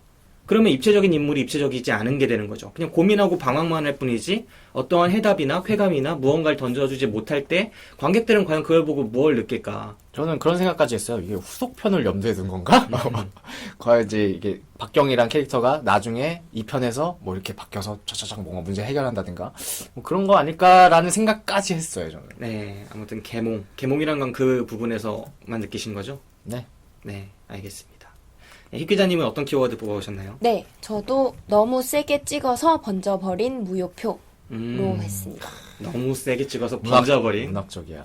제가 개표소 취재를 했거든요. 네. 그래서 무효표 중에 너무 세게 찍어서 그게 이제 잉크가 많이 묻어서? 잉크가 번지거나 아니면 찍는 수가 너무 떨리는 거야. 내가 이 후보를 밀어야 되는데 이런 틀리면 안 간절한 되는데. 염원. 투표지를 밀어버렸구나. 그 무효표가 된 영화라는 느낌이 되게 많이 들었어요. 근데 이해해 주셔야 되는 게 이 박인재 감독님을 우리가 또 이해해 줘야 되는 게 이분이 영화를 찍을 때는 스탠딩 토론도 없었고요. 할 계획도 없었고 또 이재명 시장이 공장에서 출마를 할지도 몰랐을 거야. 그리고 그 자식들이 후보자들의 자식들이 이렇게 선거 기간 내내 핫하게 될 줄도 몰랐을 거야. 근데 영화를 개봉할 때쯤에 더 현실이 영화를 압도해 버리니까 이 영화가 되게 구태같이 보이는 거죠. 네. 그런 부분도 이해해 줘야 되지만 그래서 좀 안타깝다. 그렇게 말하고 싶습니다. 네. 그 너무 세게 찍어서 번져버린 무효표 같은 느낌이라 그 구체적으로 어떤 장면에서 그런 걸 느꼈어요? 과잉이 조금 많이 묻어난다는 게 느껴졌어요. 특히 사람이 너무 많이 죽잖아요.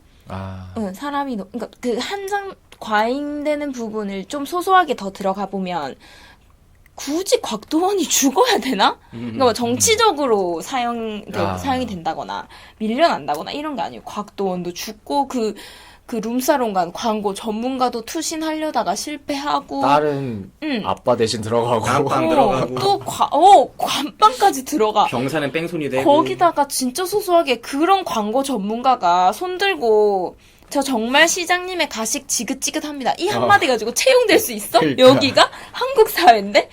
그런 거가 너무 과잉이라서 그걸 통해서 말하려고 하는 바는 알겠으나 조금 너무 과잉이었다 이런 생각이 듭니다. 저는 이 영화가 알맹이가 빠져 있었던 것 같아요. 아까 그 박경희 처음에 서울시장이 강연을 하죠. 서울시장이 무슨 토크 콘서트 같은 걸 하는데 거기에서 갑자기 손을 들고 예기치 않은 질문을 하는 거죠. 그러면서 초심이 변해버린 것 같다. 원래 시장님은 이런 모습이 아니었는데 이제 너무 겉보기에만 치중하는 것 같습니다. 이게 큰 문제라고 생각합니다. 라고 말을 번지르르 하는데 제가 거기서 느낀 거는 박경희라는 애가 하고자 하는 메시지가 없는 거예요. 그 말에서. 뭐가 그래서 문제인지, 시장이 뭘 잘못하고 있는지 그런 말을 할 법도 한데 이 영화 속에서 박경희라는 애가 가장 인상적으로 초반 15분 안에 보여지는 그 임팩트 있는 장면에서는 그냥 초심하고 너무 달라진 것 같다. 시장님 원래 이러지 않았는데 변해버렸다. 그럼 뭐가 어떻게 변했는지, 원래는 어떤 모습이었고 어떤 모습이어야 하는지 이런 이야기들을 해야 되는데 이 영화 이 첫 장면뿐만 아니라 전반적으로 이런 가장 중요한 부분 핵심들이 다 빠져있다는 느낌을 너무 많이 받았어요. 그리고 앞에 현실이 어떻게 도래될지 어떤 전국이 펼쳐질지 그런 걸 몰랐다고 하셨는데 저는 이 영화가 사실은 구태한 게 원래 있던 것들을 써서 그렇다고 생각하거든요. 그러니까 선거운동을 하는 그 유승민 후보의 딸인 유담 씨나 이런 사람들이 핫해지는 거, 심상정 후보의 뭐 아들이 핫해지는 거 이런 것들이 과거엔 없었느냐. 그리고 뭐 이재명 후보가 공장에서 출마 선언한 거. 근데 공장 출신의 그런 정치인들 한둘이 아니에요. 뭐 홍준표 같은 경우에는 뭐 맨날 팔잖아요. 아버지는 뭐 경비원이었고 나는 까막눈이고. 예. 그리고 뭐 이재명 후보도 그렇고 이재명 그 성남시장도 그렇고 그뿐만이 아니라 뭐 김문수 씨나 이명박 씨는 안 그랬습니까? 뭐 포항에서 리어카 물던 막 그런 얘기 했었잖아요. 이명박 씨. 맞아. 뭐도 팔고 풀빵 팔고 다들 하는 이야기들이에요. 나 자기 고생했었고 어렸을 때 정말 힘들었었고 그리고 이 영화에서 등장하는 수많은 것들, 아까 김문수 지사 얘기도 했었지만, 막 관등성명 대라.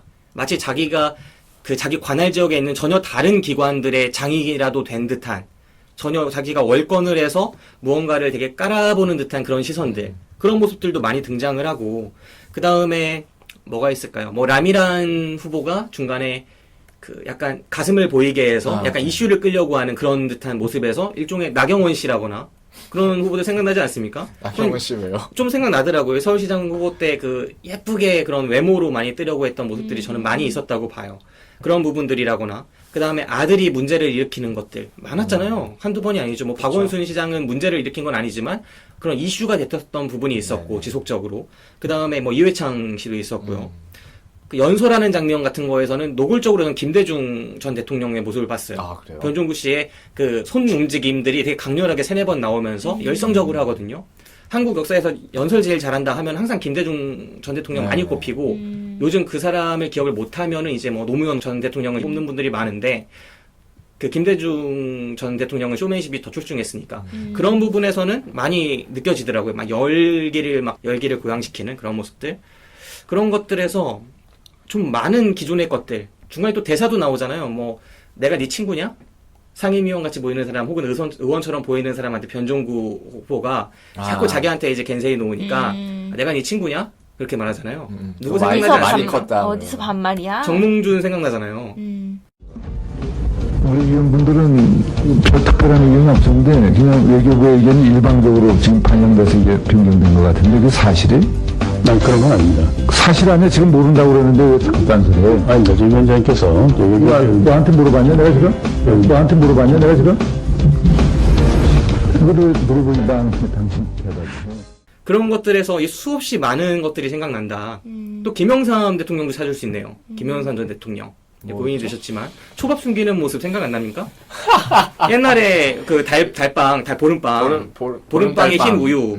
예, 그거 숨기던 모습, 그 문익환 목사한테 숨겼었죠? 들켰죠? 네, 사실상 들켰죠. 네, 그런 모습들이 초밥 숨기는 모습에서 또 등장하잖아요. 그러니까 이런 수없이 많은 것들이 기존 정치에서의 가져온 것들이라는 느낌을 되게 많이 받았어요.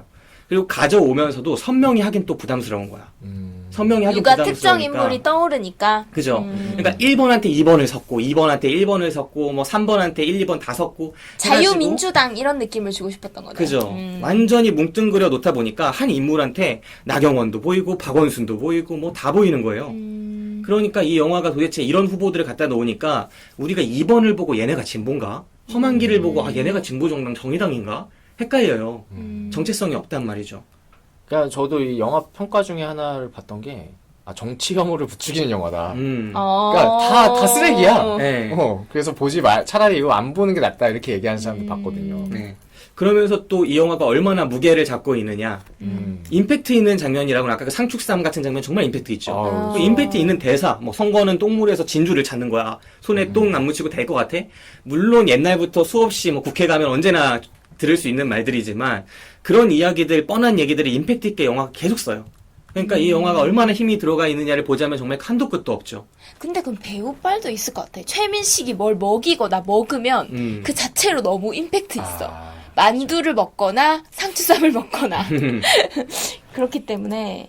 근데 영화가 약간 그걸 연출할 때도 그 완전히 얼굴만 딱 잡거든요. 목도 안 들어가게 얼굴만 잡고 맞아, 그 맞아. 시간도 좀 지체해서 길게 찍어요. 그건 땀 충분히 한 방울 이런 거 잡잖아요. 강조하는 부분들에 어떻게 보면 촌스러운 샷들을 많이 쓰고 있어서 이 영화가 그런 것들도 좀 많이 아쉬웠어요. 그래서 전반적으로 저는 되게 힘이 들어가 있다고 봤고 이 영화를 보면서 제가 키워드로 뽑은 건 초심이에요. 초심. 그걸로 글도 쓰셨죠? 예, 그 글 망했다고 해서 또 말을 꺼내는 것 같은데. 네. 이제 얼마 전에 만났을 때 제가 이제 네. 왁싱 한다고 얘기했던 그날 네, 네. 그걸 계속 쓰시고 있더라고요. 네. 마감이 있다면서. 네. 이렇게 저한테 보내줬어요. 어떠냐, 봐라. 근데 진짜 저는 글을 잘 못 쓰지만 그래도 보는 눈은 조금 있다고 생각하거든요. 한글이 되고 있다는 건 알 수 있다. 그때 김 기사가 쓴 글을 봤을 때 글을 이제 비춰보면 왜 뜬구름 잡는 얘기를 자꾸 하고 있지? 뭐 그런 생각을 많이 했었죠. 네. 이 본 영화가 하나인데 이걸로 써야 되니까. 나 이거 보기 싫은데. 그래서 좀 힘들었는데, 제가 이곳저곳 이제 기고하는 매체들에서 다 해고 통지를 받기 직전이에요, 지금. 아무튼, 이번 이 영화의 초심을 뽑은 이유는 첫 번째로 이 영화의 주제가 전 초심이라고 봤어요. 박경이 아무것도 모르던 그냥 새하얗던 이 친구가 들어와서 점점 물들어갈 거냐 물들어가지 않을 거냐를 계속 강요받게 되고 자기도 모르게 조금씩 물들어가는 것처럼 보이다가 더 이상은 안 되겠다라고 느끼는 순간이 오고 그렇게 느끼는 순간은 주변 사람들을 봤는데 다 똥냄새가 나는 거죠. 비린내가 나고. 그리고 나한테도 나 이제. 네, 나한테도 나. 그러니까 더 이상 나선 안 돼 하고 나가는 거고. 그 다른 인물들을 살펴보면 변종구도 저는 초심이 있는 인물이었다고 봐요. 어렸을 때 이제 공장 노동자였고 그 다음에 사법시험에 합격했고 변호사로 활동을 하다가 삼선 국회의원 그 다음 재선 서울시장이 되는데 이 과정에서 수많은 순간에 다 초심이 있었겠죠. 처음 내가 사법시험에 합격했을 때 그 다음에 국회의원이 됐을 때 그 다음 내가 이제 그 서울시장에 출마했을 때 매 순간 이루고자 하는 게 있었을 거예요. 처음부터 나는 이제 막 올라가갖고 군인들 함부로 볼따귀 잡고 처음 막 흔들고 그 다음에 정치인들한테 막 압력 많이 넣고 막 반말도 해보고 기세도 부려보고 막 이렇게 되고 싶어서 나가는 사람이 어디 있겠어요. 다들 초심이 있었을 거예요. 그리고 이 초심이 드러나는 장면 중에 중요한 게 이 영화가 또 배우를 잘못 썼는데 부산행의 그 히어로 누굽니까? 김수환 아닙니까? 김수환. 김수환이 누구인가요? 꼬맹이. 공유가 수환이, 데리고 수환이. 다녔던. 예. 그 수환이가 이번에 전본 은혜로 나와요. 맞아. 네. 개 먹이는 거. 그죠. 전본 은혜로 이제 나와가지고 마누라랑 같이 가서 변종구가 계속 이제 혼자 갔죠, 혼자. 아니 같이 갔어. 옆에서 닭 먹이고 있는 게 부인이었어요. 아니야. 부인 그거는 아니야. 무당이었어. 무당. 옆에서 모시는 시중- 사람. 시중 신주 들으잖아. 모시는 사람. 이 친구들이 그 배우의 얼굴을 한번 나중에 보시면은 그런가? 그 배우가 아내입니다. 아내는 확실히 나오잖아요. 확실히 아내. 나오는데 그 배우가 같은 배우예요. 그럴 수 있겠다. 같은 배우가 닭을 먹이고 있는 거 선생님 하면서 우리는 거기서 닭을 먹이는 거 아니고 개를 먹이는 개를 거. 먹이는. 근데 그 친구가 원래 자주 가서 이제 아내가 보고 다녔구나를 알 수 있는 거죠. 그렇구나. 네. 근데 아내가 나오기 전에 나왔나 보다, 그러면. 네, 전에 아내 나왔어요. 때리기 전에 아내가 나와서 처음 등장하는 건데 그때는 우리가 아내인지 몰랐나 몰라요. 보다. 그때는 아내인지 모르는데 나중에 등장하면 이 배우를 알고 있는 사람은 새로운데? 알 수 있어요. 아니야, 그 배우 얼굴을 알아요. 그래서 좀 젊은 여자였는데? 아니에요. 나중에 한번 보세요. 이거 내기할까요, 이것도? 이것도 내기할래요? 그거 아직 나한테 내기한 것도 안 샀는데. 내기합시다. 아무튼 내기합시다. 네. 네. 나중에 한번 밥 사는 걸로 하고. 아무튼 그 무당이 뭐라고 하냐면 아무도 몰라. 네가 진짜라는 걸. 이렇게 말해요. 네가 진짜라는 걸 아무도 몰라. 너 고생 많이 하고 있는 거 아는데 외롭지만 계속 가야 돼. 우가 하죠. 네. 이러면서 감동 먹어가지고. 그때 변종구를 강하게 또 역시 상추사람들처럼 강하게 얼굴만 딱 찍는데 그때 최민식이 막 울컥울컥해요. 맞아. 근데 이거는 가짜가 아니거든요. 이 울음은. 이 울음은 진짜로 볼만한 그런 느낌의 연기를 전 최민식이 했다고 보는데 만약에 이 연기, 이 울음이 진짜였다면 이게 진짜였다면 변종구란 인물은 자기가 진짜라고 믿고 있고 정치인에게 진짜라고 하면 실현시키고 싶은 꿈이나 이상이 있는 거죠. 근데 현실에선 전혀 그렇지 못한 정치를 하고 있으니 이 모습은 뭔가 초심이 타락되고 그 타락된 초심들이 자신의 발목을 막 잡고 늘어지는 그런 형상인 것인데 저는 이런 영화에서 이런 초심이 강조되는 것들이 매우 많았다. 박경에게도 그렇고 변종구에게도 그렇고 이미 타락해버린 초심이 있었지만 타락해버린 그런 멋있는 연설을 할 수 있었지만 이제 기술밖에 안 남은 그 정치인과 그리고 역시 그를 따라가는 이 젊은 광고 전문가와 그 광고 전문가의 되게 전설적인 광고 전문가, 선배 전문가처럼 나오는데 이미 타락해버린 대나무고 룸살롱 다니면서 무능해버린 그 광고 전문가. 너무 싫다. 네, 그 광고 전문가와 상상만 해도 싫다. 그 다음에 정재희 그 기자. 그 기자 역시 기자 될 때 처음부터 나는 정부 이렇게 뜯어내가지고 나중에 국회로 진출해가지고 의원 돼가지고 박영선이 될 거야. 뭐 내지는 뭐 이런 꿈이 없었겠습니까? 뭐 정동현이 될 거야. 뭐 이런 꿈. 이낙연이 될 거야? 예, 나름대로의 꿈이 있었겠죠. 그런데 그 나름대로의 꿈이 있었던 인물이 모두 다 좌절해요. 이 영화에서 처음부터 초심을 아니, 정재인은 좌절 안 해. 좌절은 안 하지만 타락은 좀 하죠. 네. 근데 이 초심이 완전히 유지됐다라고 볼 수 있는 인물이 제가 볼 땐 이 영화에 딱 한 명이 등장해요. 누구냐? 박경의 바로 대각선에 있는 사람이죠. 류혜영 씨. 류혜영 씨. 네, 류혜영 씨가 완전히 똑같은 인물인데 박경은 입체적으로 놓고 류혜원은 단면적으로 나서 둘을 대비시키려는 의도가 너무나 보이는데 비중 조절에 이게 실패했다. 초심 잃지 않은 사람 박혁건 아닌가요? 네, 박혁건 씨. 안 잃었어요. 네, 하지만 박혁건 씨도 초심을 곧 잃습니다. 왜냐? 그 심혁수 씨가 가가지고 박혁건한테 검사 출신이라고 무시하고 괴롭히고 하거든요. 거의 때리는 것처럼 막 물기 얹고. 커피. 내가 만만해 보이냐? 박혁건도 이제 꿈을 풀죠. 원래는 건달로 만족한 사람인데 나도 정치를 해야겠다. 정치가 이렇게 힘이 있는 것이었구나. 이렇게 해서 꿈을 품게 돼서 또 초심을 잃어버릴 테지만 아무튼 이 영화에서 제가 느꼈던 것들은 초심을 너무 잃었다. 심지어는 감독님까지도. 제가 모비딕은 안 봤지만 이것보단 덜한 상태였을 것이다. 뭔가 메시지가 있었을 텐데 이 영화는 이것저것 다 때려 넣다 보니까 좀 이렇게 된 게 아닌가. 그리고 심지어는 그 생각도 했어요. 제작하시는 분들이 제작자가 쇼박스였죠, 배급은. 네. 쇼박스가 알았을까? 5월 대선인 걸 몰랐을 거란 말입니다. 아. 그러면은 12월 대선으로 생각하고 찍다가 아하. 아마도 촬영 후반부 내지는 후반 작업 초반부에 이런 게 걸린 것 같아요. 과부하가. 그러니까 저도 요걸 좀 찾아봤는데 나무위키에 의하면 촬영 기간이 16년 4월 28일부터 16년 8월 16일까지래요. 어머. 네. 그럼 2달 동안 찍은 건데 후반 작업을 보통 이제 요 기간 정도 하나요? 지금 8월부터 그 이후에 해요. 네. 그러니까 그 정도 기간이 적어도 촛불 때는 후반 작업이 이렇게 네. 중반 마무리. 그래서 제 생각에는 이게 탄핵 국면에 접어들어서 좀 더 보자 하면서 편집을 막 급하게 한 것 같아요. 그러니까 제가 궁금한 게 보통 후반 작업을 할 때 지금 이제 4월 개봉한 거잖아요. 그럼 지난 8월부터니까 9, 10, 11, 12 6개월 정도면 후반 작업이 끝나나요? 후반 작업은 빠르면 2달 안에도 충분히 가능한데 그게 언제 시작할지 이런 건 제작 상황에 따라 다르죠.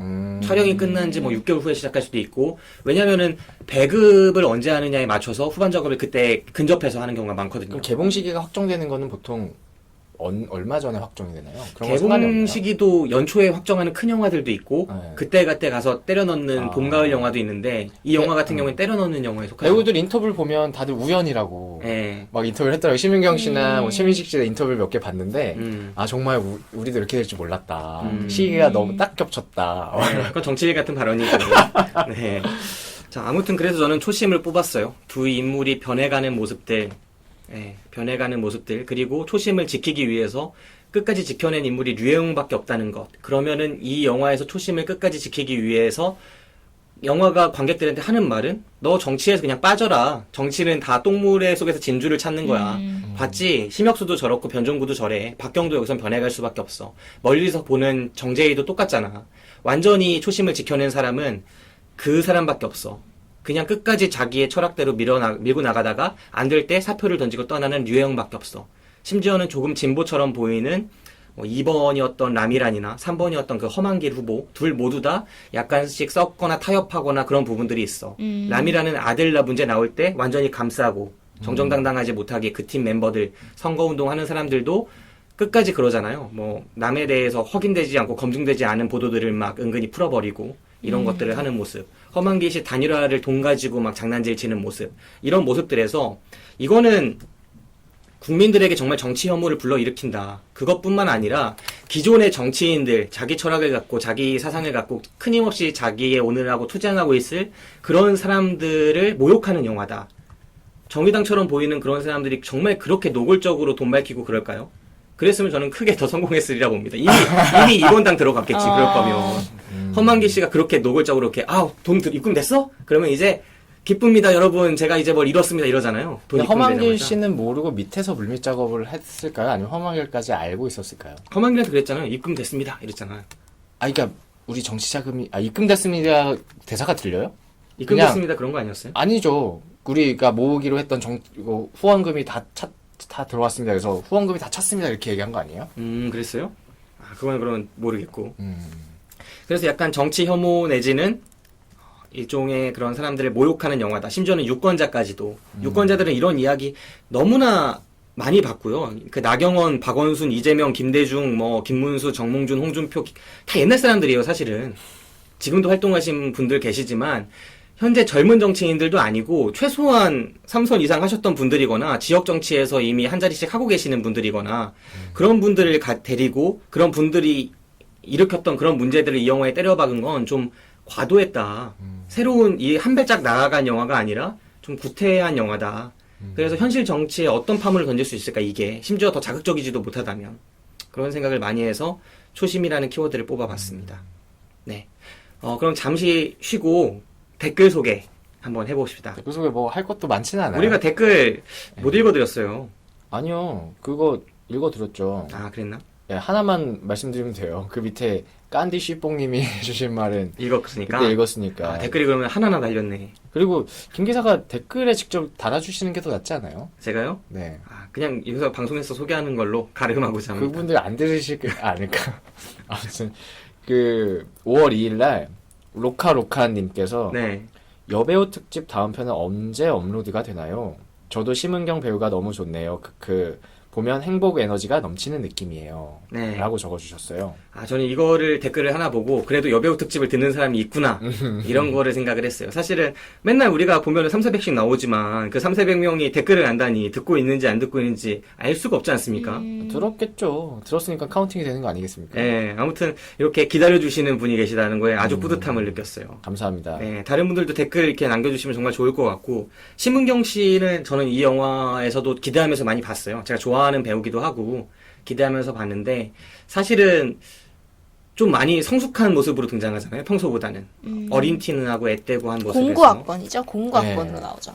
공구학번이었어요? 네네네. 공학번이라고 우리가 얘기하다가 늙었구나.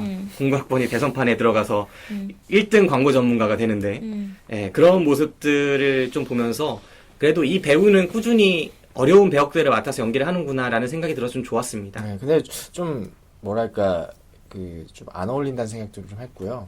또 대단한 배우들 사이에서 있다 보니까 뭔가 좀 밀린다는 느낌도 많이 들었어요. 네, 아무래도 곽도원 씨나 아니면 최민식 최민식 씨. 씨랑 같이 있는 경우가 많았는데 또 문소루 씨까지 맞아요. 그분들은 약간 느와르 느낌을 강하게 주시면서 연기를 하잖아요. 그때 이 아우라가 좀 약한 이 심은경이라는 배우가 계속 세 명한테 찌부대는 느낌. 네, 너무 찌부대는 느낌이 좀 안타깝긴 했는데 이게 큰 경험이 됐을 거예요. 네, 그런 생각을 해봤습니다. 자, 이 영화에서 각자 좀 인상적으로 봤거나 한번 이야기하고 싶은 장면 하나씩 그거 얘기해볼까요? 얘기하죠. 어떤 거요? 기자에 대해서. 맞아. 음. 마크맨 네. 이야기 저 네. 취재해왔거든요. 네. 제 한경호 그 요즘 문빠들이 그렇게 예. 싫어하는 한경호 프레임. 한경호 프레임의 한 이제 홍준표 마크맨 기자에게 마크맨으로서의 삶은 어떤가 이렇게 물어봤습니다. 우리 팟캐스트에 쓰려고 그 기자가 하는 말이 이 말이 너무 웃겼어요. 내가 마크맨을 호응을 했는데 다른 놈들과 달리 얼굴 기억을 너무 잘해서 스트레스를 받는다. 홍이. 그러니까 다른 놈, 여기서 말하는 다른 놈은 다른 후보입니다. 네. 다른 놈들은 이제 누가 어떤 질문을 했는지 저 기자가 어느 매체인지 잘 모른대요. 아. 하지만 홍은 우리 또 모래시계 검사 아니겠습니까?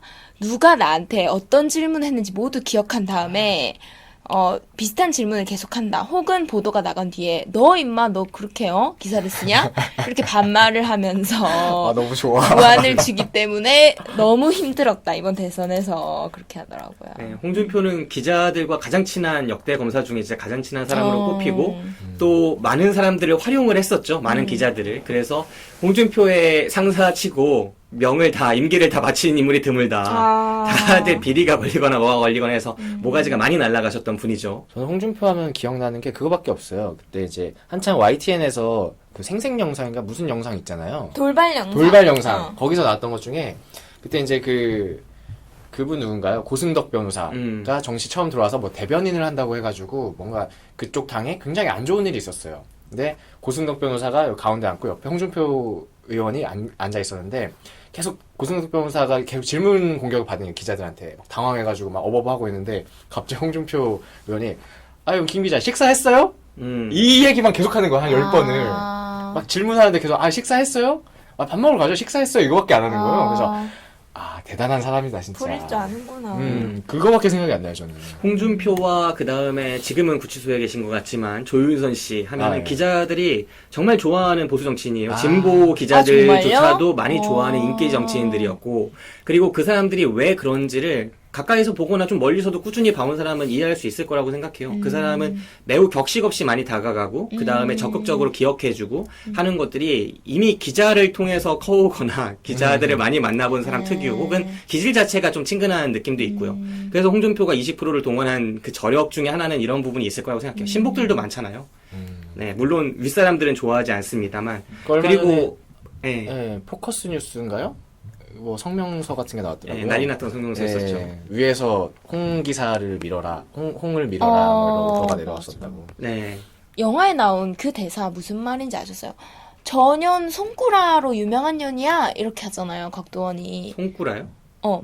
못 들었는데 그 대사가 있었는지도 몰랐어요. 그러니까 뭔가 용어를 듣긴 했는데 그게 뭔지 몰랐던 것 같아요. 그러니까 저도 찾아봤거든요. 그러니까 정재희가 그 심은경을 문소리가 심은경을 만났을 때 몰래 녹음을 해서 다음날 바로 쓰잖아요. 그래서 그 다음날 불러서 혼을 낼 때 심은경을 저는 맨 처음 사쿠라로 들었거든요. 그래서 저 사쿠라로 들었는데. 그래서 이게 기자 사이의 용어인데 내가 모르나 보다. 이래서 막 여러 기자한테 물어봤는데 다 처음 듣는다고. 손꾸란 것 같아. 손꾸라는 뭐예요? 손으로 구라친다. 손구라. 손구라 이거를 아시는 분은 꼭 좀 알려주십시오. 네. 저는 이 영화 보면서 그 홍준표뿐만 아니라 약간 그 보수 정치인 중에 갑자기 든 생각이에요. 영화 보면서가 아니라 지금 얘기하면서 보수 정치인 중에 옛날에는 되게 매력 있는 사람들이 많았던 것 같아요. 예를 들면 그 골프장 성추행으로 유명하신 박기태 전 대변인. 의장이죠? 전 국회의장. 네, 대변인도 하셨잖아요. 그분 대변인 때 정말 어마어마하셨잖아요. 저는 엄청난 보수 정치인 중에 저력이 있는 정치인이라고 생각했는데 대변인 때 다른 야당 대변인이 당해내지 못할 정도의 언변과 그 다음에 그런 말씀들을 많이 하셨던 분이셨고 실제로 국회 의정활동 중에서도 말씀을 참 잘하셨던 분이에요. 보수 중에서는. 물론 그 말들이 지향하고 있는 저 지점은 이제 저와 뜻을 달리했지만 저런 일종의 별들처럼 보이는 저런 기라성 같은 정치인들이 저 사람들 다 타개하고 민주정치를 진보정치 이뤄야 하려면 정말 험난하겠다 이런 생각이 들었는데 뭐 그분이야 뭐 스스로 요즘에는 별들이 별로 없는 것 같아. 요즘에 보수 정치인들은 말도 잘 못하고 글도 잘 못 쓰고 머리도 멍청한 것 같고 이런 사람들이 좀 많지 않나요? 갑자기 든 생각인데 별로 뭐 그냥 잘 모르죠 그냥 홍준표나 박기태나 인물이 없다는 생각을 많이 했고 실제로 그렇기도 하고 가끔 가다 보면은 막 홍준표를 사람들이 너무 무시해요. 박기태나 이런 사람들을 무시하는데 옛날 정치 보신 분들은 절대 무시할 수 없는 분들이거든요. 그분들한테 나가 떨어진 사람들이 얼만데 그 사람들이 바보라서 나가 떨어지나? 절대 아니고 이분들은 살아남는 기술도 갖고 계시고 그랬던 분들이죠. 이제 시대가 변해서 손 잘못 놀리고 입 잘못 놀리고 그러면 안녕하시고 가는 거지만 아무튼 그런 생각이 잠깐 들었습니다. 그리고 저는 문소리 배우 연기 보면서 정재희를 보면서 약간 저는 그런 거 이제 같이 이제 여러 기자들끼리 홍보팀하고 같이 술자리를 하거나 그런 경향이 많아요. 근데 여자 기자들이 젊은 여자 기자들인데 뭐 부장이나 임원들한테 살짝 약간 반반만 하는 게 있어요. 저 그래요. 여기 식기장 그거 잘하니까. 엄청난 기술인데 네. 우린 못하잖아. 아유, 좀 말해줘. 막 이러는 거지. 근데 정재희 캐릭터를 막 보는데 어디선가 또 저렇게 누가 취재를 하고 있을 것 같은 거야. 맞아. 진짜 되게- 많이 봤어. 네, 되게 소름 돋았어요. 네. 그리고 이렇게 다 둘이 독대하는 장면 있잖아요. 네. 그 이렇게 바에 스시집? 앉아서 나 또 저는 뭐 못 먹어요 이러면서 막 약간 이렇게 먹이고 그리고 뭐 취재원 그 진짜 취재원에 대해서 물어보는 건 정말 아니다. 진짜 정말 예의가 없으시네요. 이런 식으로 정말 그렇게 하는 말투를 물론 그렇게 하는 거 못 들었지만 그렇게 할 것 그렇게 같아. 할 만한 사람 많아. 이 바닥에 많아. 그렇지. 그래서 보면서 참 이 연기를 문솔 씨가 좀 조사를 많이 했나 싶기도 하고 또 마지막에 그 엔딩 크레딧 올라갈 때 우리 회사가 이름이 있더라고요. 파이낸셜 뉴스가? 네. 여러 언론사들 중에 쫙 있는데 거기 아시아경제도 있고 무슨 경제지도 있고 뭐 어디 회사도 있는데 파이낸셜 뉴스도 있어요. 왜 들어갔을까? 자문 뭐 이런 식으로. 도대체 무슨 자문을 했을까? 그때 궁금했어요.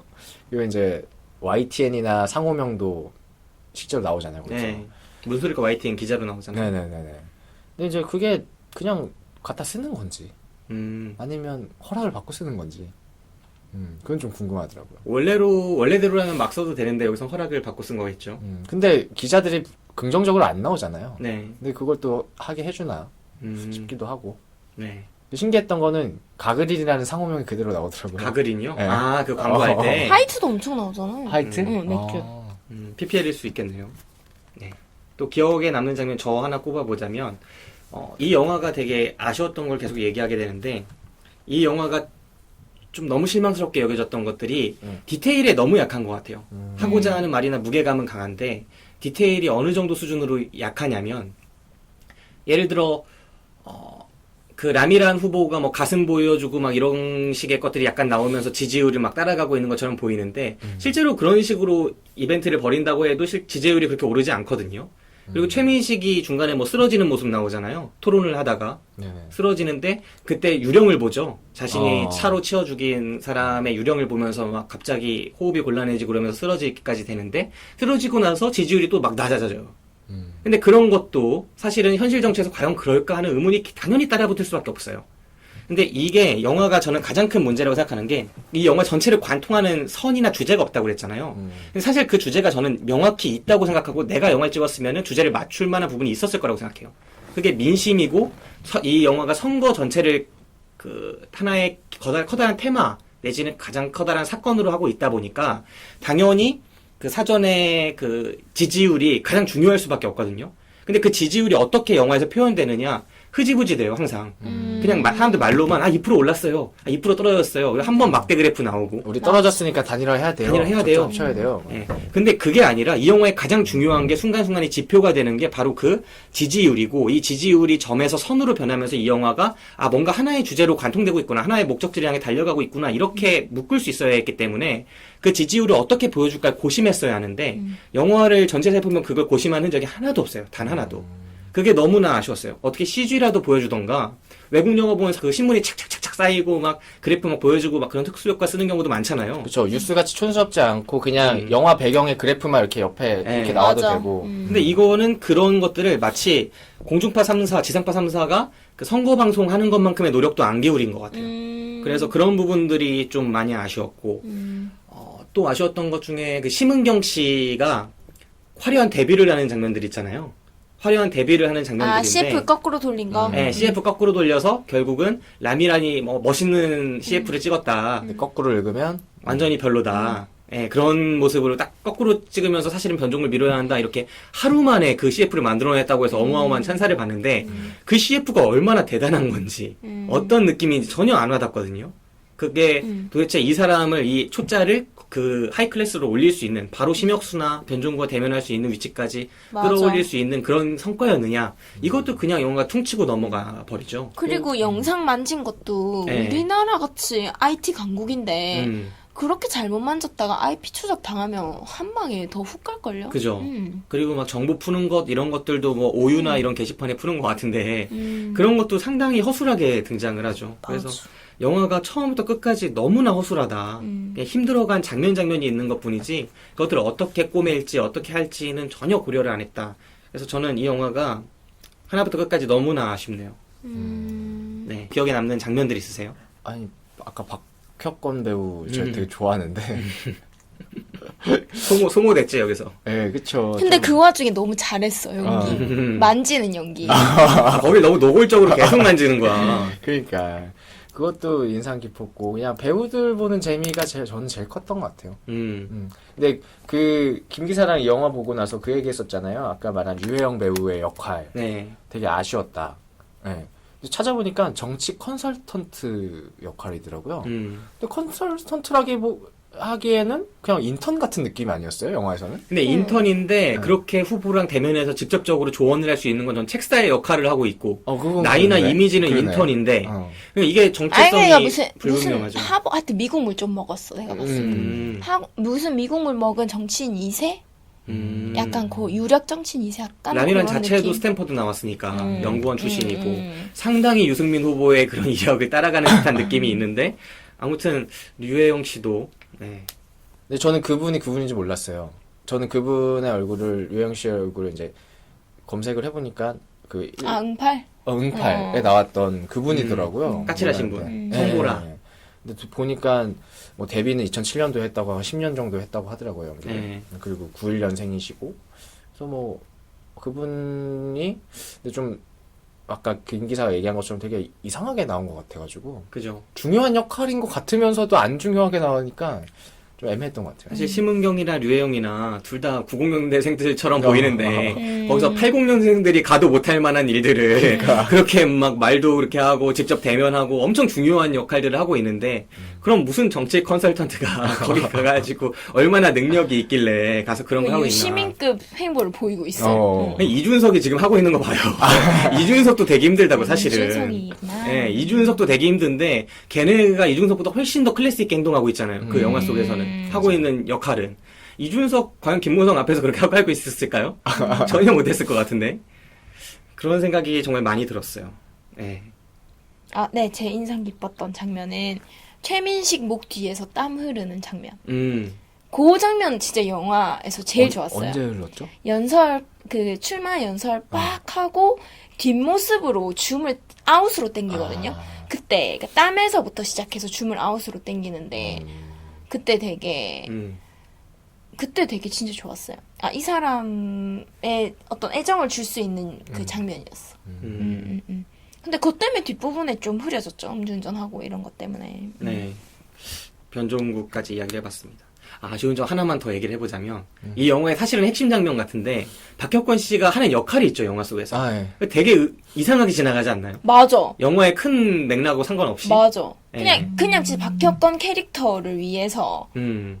박혁권이다 이런 느낌. 그냥 예. 쌩 지나가는 느낌. 뭔가 허만길 후보랑 그 라미란 후보를 연대하게 만들고 막 그 속에서 이중적인 뭐 심혁수와 변종구 사이에서의 또 이해관계도 갈리고 하는 것들을 해서 박혁권이 뭔가 중요한 역할을 하는데 돈 전해주는 거죠, 사실은. 그러면서 셀카 찍고 다녀서 그걸 입증하는 두 쪽의 야합이다, 사실은. 정치자금 주고 단일화를 얻어냈다 해가지고 단일화의 효과를 완전히 무력화시켜버리는 것인데 그것 자체도 영화 속에서 되게 흐지부지 표현돼서 관객들 저거 따라가다 이거 뭐야 도대체 맞아. 라는 생각을 할 수밖에 없게끔 영화가 이게 바느질이 진짜 얼기설기 되어 있는데 앞에 최민식이 등장하고 곽도원이 등장하고 장면에 압도되니까 모르는 것 같은 느낌이 계속 드는 거예요. 아, 내가 속고 있구나. 네. 그 생각을 저는 계속 하면서 봤어요. 저는 곽도원 씨 연기도 그냥 뭐 딴 얘기지만 곽도원 씨 연기도 되게 좋았던 게 그 여당 대표를 만나서 형, 그 얘기 하잖아요. 자기의 뜻을 전하면서 형, 내가 요즘에 꿈을 꿔. 뭐 이런 식으로 하는데 그게 되게 인상 깊더라고요. 그런 연기는 뭐 국내 1인자죠. 그러니까. 네. 곽도원 연기 진짜 잘하더라고요. 네. 약간 아무것도 감정이 없는 듯한 그 자신의 성공밖에 모르는 듯한 욕망만 느낌이. 남은 네. 한남. 그지. 진짜 잘해. 네. 진짜 잘하는 것 같아요. 진짜 잘해. 그러면서 구두는 완전히 뭐라고 구두 변태잖아. 맞아요. 구두 변태잖아. 구성애자. 구덕. 결국 그 구두 때문에 죽는데 그 구두 속에 또 뭔가를 남겨두고 있죠. 그렇죠. 그런 것들이 영화가 무슨 얘기를 하는지 모르겠어요, 사실은. 네, 정말 만개에 있다. 그래서 자기가 보고 싶은 부분들을 보게 될 것이다. 정치에 관심이 있는 분들은 재미가 막 있진 않겠지만 곳곳에서 현실 정치의 그런 요소들을 많이 발견할 수 있다. 예, 근데 그것이 어떤 지향하는 목적점이 없다. 그게 저의 생각이었습니다. 자, 연관 영화. 네. 해봅시다. 연관 콘텐츠. 네. 연관 콘텐츠. 저도 영화 콘텐츠. 이게 봤는데 아까 넷플릭스가 보이더라고요. 그래서 아, 나랑 똑같은 걸 갖고 왔구나. 다른 거야. 다른 되게 거예요? 달라요. 저는 넷플릭스 신작, 지금도 매주 수요일 업데이트되는 지정생존자를 가지고 왔습니다. 넷플릭스가 뭐예요? 넷플릭스가 미국에서 VOD 서비스를 하는 그런 업체예요. 근데 이게 시작이 어떻게 됐냐면 DVD나 이런 것들을 실제로 배달해주던 회사였어요. 실제로 이렇게 주문하면 앞에다 이렇게 우리 우유 배달하듯이 네. 그렇게 하고 반납하고 하던 데였는데 그걸 온라인 서비스로 바꾼 거죠. VOD 서비스로. 근데 걔네들이 알고리즘 같은 걸 개발해서 계속 이렇게 추천해주는 거예요. 네. 왓챠가 영화를 추천해주듯이. 아, 왓챠처럼 네, 미국판 VOD 왓챠구나. 근데 왓챠는 어쨌든 이제 영화 추천만 해주지 직접 볼 수 있게 이제 요즘엔 이제 왓챠 플레이가 생겨가지고 그게 연동이 조금씩 되고 있는데 넷플릭스는 아예 그냥 VOD 자체를 추천해주는 거예요. 근데 이제 여기가 그냥 인기를 얻어가다가 하우스 오브 카드라는 네. 드라마를 통으로 그냥 쫙 내놔요. 정치 10편짜리. 드라마? 네, 그 넷플릭스가 만든 거예요? 네, 넷플릭스가 만든 거예요. 근데 그게 대박을 치면서 네. 이제 본래 막 지상파나 이런 걸 약간 넘어서는 미국에서 그런 위상을 가지고 있다고 하더라고요. 하우스 오브 카드가 그렇게 인기 있는 드라마였어요? 네네네. 그래서 제가 갖고 온 건 그건데 영화 어떤 콘텐츠. 내용이었어요? 아니 뭐 입 기자님 컨텐츠부터 먼저 해야 되는 거 아닙니까? 아, 네. 예, 지정생존자요? 네, 데지네이트 서바이벌이요. 네. 신작인데요. 진짜 이거는 특별시민이랑 딱 반대입니다. 그러니까 정치 혐오가 아니라 정치를 좋아할 수밖에 없는 드라마죠. 정말로 평범한 사람이 정치에 뛰어든 이야기입니다. 그러니까 미 정부 주택도시개발부 장관, 한직오브 한직의 학자 출신 내성적인 장관이었던 톰 커크먼이 미국의 한순간의 테러로 대통령, 부통령, 장관, 상원의원, 하원의원이 모두 테러로 사망해서 설정이 다시 시작하는 내용입니다. 정말 평범한 사람이 하는 내용인데요. 너무 재밌습니다. 실제로 최근에 할리우드 영화 중에 하나에서 그런 장면이 등장하지 않나요? 외계인의 공격에 지구 방공호 같은 데 다 도망갔다가 다 죽어서 네네. 대통령부터 해서 그런 영화가 하나 있었는데 아 그래요? 네, 뭐지? 캡틴 아메리카 시리즈였는지 아니면 트랜스포머 시리즈였는지 기억이 안 나는데 아무튼 그랬던 영화가 하나 있어서 갑자기 기억이 납니다. 그리고 뭐 저는 하우스 오브 카드 가져왔는데 네. 진짜 특별시민의 이야기예요. 그리고 이 하우스 오브 카드 언급을 좀 하더라고요. 최민식 씨 인터뷰 같은 데 보면은 미국적인 영화인데 우리는 한국적인 그런 어떤 정치 이야기를 만들어 보고 싶었다. 최민식 씨도 뭐 기획 단계부터 참여를 했다고 해요. 근데 하우스 오브 카드는 이제 프랭크라는 민주당 하원 의원인데 경력은 한 25년 정도 되는, 그리고 케빈 스페이시인가요? 그렇죠. 네, 그 사람이 연기를 했는데 기가 막히죠. 점점 카리스마도 있게 나오고 점점 자기가 이제 위로 대통령이 되기 위해서 여러 가지 권모술수들을 쓰죠. 그러면서 점점 올라가는. 그래서 결국은 대통령이 돼. 그분이 거기서도- 술수 쓰면은 네. 알아낼 수가 없죠. 네. 그분이 그분 아닙니까? 카이조 소재. 아 그렇죠. 네. 맞습니다. 알 수가 없죠. 네. 그렇죠. 그래서 그 영화 그 드라마로 인해서 넷플릭스가 빵 뜨게 되죠. 네. 네. 그 이후로도 계속 좋은 작품들을 내놓고 있다고 하고. 왓챠가 따라갈 수 있을까요? 클래스가 어렵지 좀 않을까요? 다릅니다. 아, 네. 그 정도로? 네. 네, 알겠습니다. 저는 연관 콘텐츠 킹메이커라는 영화 가져왔는데, 네. 킹메이커, 최근에 인기 엄청나게 많은 배우죠. 라이언 고슬링. 라라랜드로. 라이언 고슬링과 조지 클루니가 같이 출연하는 선거 관련된 정치 드라마입니다. 네. 그래서 말 그대로 오. 킹메이커예요. 라이언 고슬링이 킹메이커로 등장해서 조지 클루니, 자기가 모시는 이 후보를 선거에서 이기도록, 네. 그러니까 대선 후보 경선이었죠. 대선 후보 경선에서 접전에서 승리하도록 온 힘을 다하고 있어요. 그리고 실제로 자신의 능력을 많이 인정받아 가는데 상대 쪽에서 계속 입질이 오죠. 상대 후보 쪽에서 우리 쪽으로 넘어와라 재밌겠다. 이런 입질도 계속 오고 그 속에서 뭐 기자들도 많이 엮이고 뭐 여러 가지들이 있습니다. 또 역시 캠프 내 여자 인턴하고도 엮이고 또 네, 여러 가지 이야기들이 있어서 비슷한 이야기를 다루는 것 같아요. 선거판 속에서의 봐야겠다. 선거판 속에서 현실 정치와 전혀 다른 그런 시스템으로 흘러가잖아요. 그렇죠. 그러니까 현실 정치 속에서는 가치가 더 중요하고 뭐가 더 중요하고 이런 이야기들을 많이 하지만 그거를 피워내야 하는 민주주의의 꽃이라는 그 선거는 정말 똥통 속에서 진주 꺼내기나 다름없다라고 하는 말이 통용될 정도로 일단은 선거는 결과가 모든 것이야. 그 전에는 이것저것 다 해도 돼. 라는 식의 것들이 공공연히 통용되고 우리나라 뭐 선거법에 따르면은 모든 걸 다 잡아낼 수 있어. 잣대만 좀 수정하면 모든 거 다 잡아낼 수 있기도 하고 모든 거 다 풀어줄 수 있기도 해. 그리고 검찰이 때마다 그 선거법 위반으로 총선 끝나면은 야당 정치인들 엄청나게 옷 벗기려고 노력하잖아요. 그런 일들이 막 되풀이되는 이런 선거 구도 속에서 좀 생각해 볼 만한 영화이지 않을까 하는 생각을 많이 해봤어요. 선거란 무엇인가? 민주주의에서 후보를 뽑기 위한 절차적인 문제인데 그 절차적인 문제가 어떤 그 목적 자체를 우리가 다다르고자 하는 목적 자체를 좀 더럽히고 있진 않은가? 제도에 문제가 있진 않은가? 이런 것들을 고민하게 하는 그런 영화였달까요? 네, 킹메이커라는 영화를 한번 소개해드렸습니다. 자, 연간 영화까지 끝났어요. 이제 총평을 해야 될 시간입니다. 총평. 네. 뭐 저는 총평은 내용은 새롭지 않고 그냥 배우를 보는 재미를 좀 더 중시하시는 분들은 봐도 괜찮을 것 같다는 생각이 좀 들어요. 저는 사실 배우 보는 재미 있었거든요. 네. 뭐 두 배우 간의 합의랄까? 그런 것도 보는 것도 되게 재밌었고 근데 이제 이야기는 아까 얘기한 것처럼 전혀 새로울 것이 없다. 네, 그건 좀 안타까워서 저 계속 그냥 보말로 유지하겠습니다. 네. 힙 기자님은요? 네, 저도 총평. 요즘엔 뉴스에 더 잘생기고 더 멋있는 정치인들이 더 많이 나온다. 그 얼굴 패권주의라고. 네. 청와대 F4라고 네, 있기 때문에. 보말이에요, 뭐예요? 네, 보말입니다. 네. 저는 이 영화 비추고요. 완전한 비추천이고 이 영화가 기존 정치의 모든 것을 때려박다시피 한 것처럼 보이지만 실은 기존 정치에 아무것도 담지 못했다. 기존 정치에 반짝였던 그런 별들, 저 보수 세력, 수구 세력의 저 거두들과 그 다음에 진보 세력의 거두들과 또 그 사이에서 나름의 정치적인 사상, 자신의 그런 꿈을 펼치고자 했던 수많은 정치가들을 완전히 모욕하는 듯한 영화를 찍어냈다. 그들의 비할 바 없는 심혁수나 변종구 같은 정치인을 뽑아냈고 그들이 말은 휘황찬란하게 던지지만 실제로 선거를 앞두고 그 큰 선거 아닙니까? 서울시장이면 차기 대선까지도 갈 수 있는 그런 교두보라고까지 불리는 그 자리를 놓고 벌이는 나라의 국가의 큰 선거인데 그 선거에서 보여지는 그런 수작들이 참 수준이 낮다. 그리고 그 속에서 박경이라거나 그 류혜영 씨가 연기한 그 친구라거나 아무것도 모르는 친구들, 그냥 대학생들 갖다 놔서도 할 수 있는 그런 역할들을 하고 있음에도 영화가 잘 굴러가는 듯이 보인다.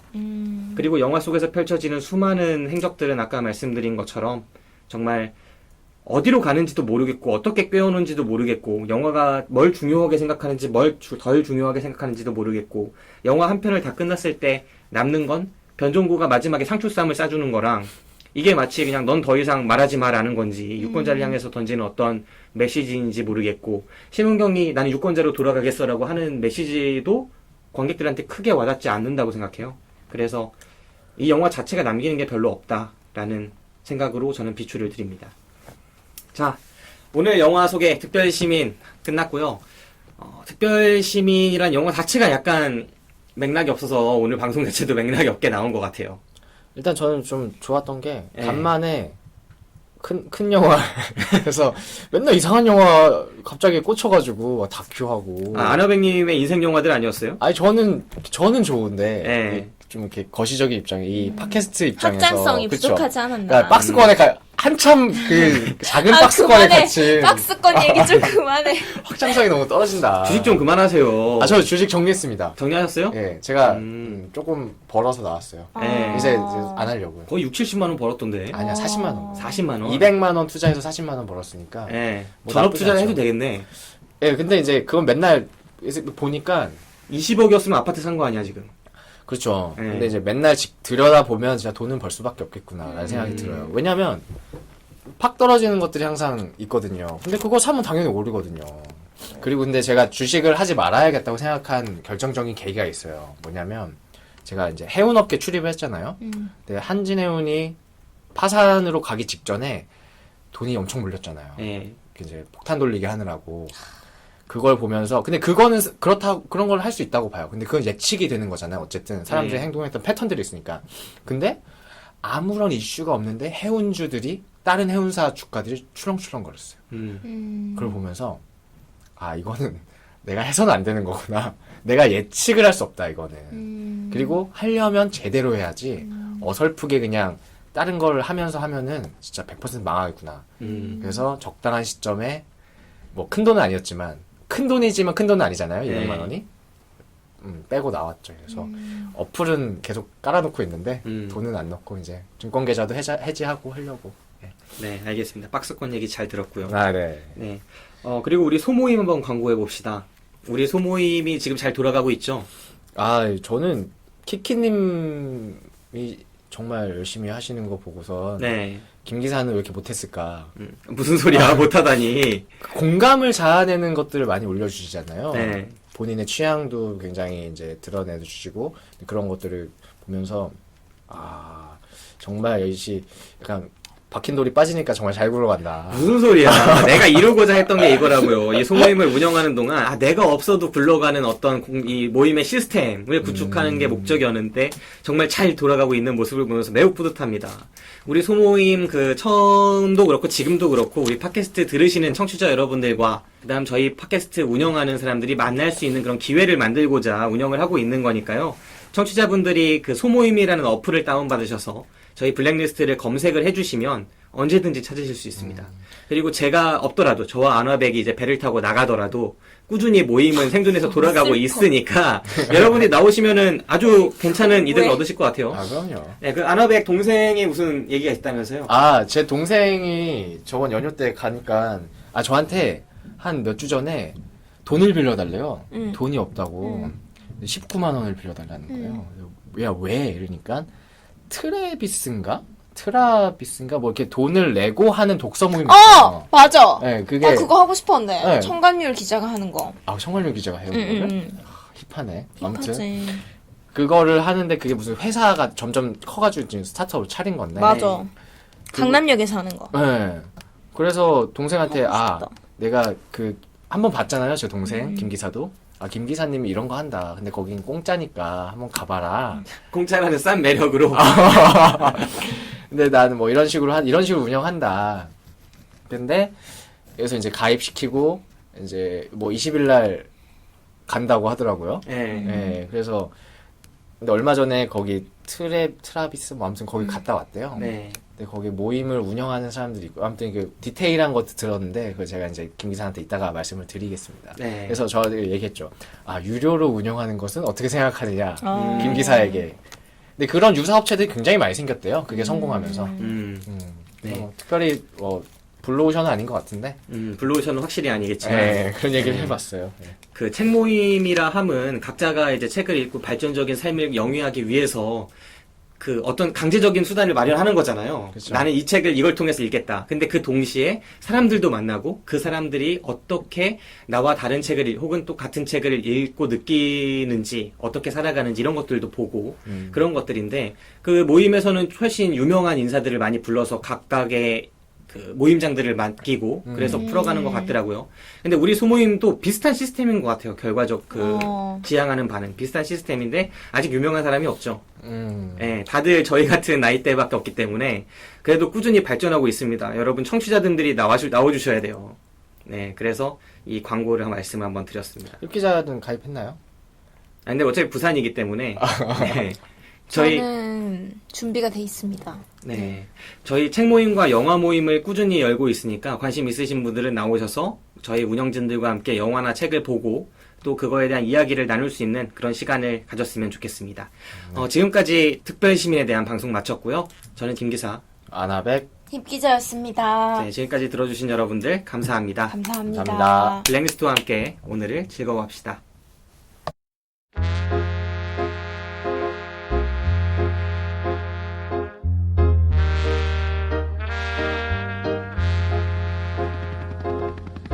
We have a mission to make Britain a country that works, not for the privileged and not for the few, but for every one of our citizens. And together, we the Conservative Party can build a better Britain.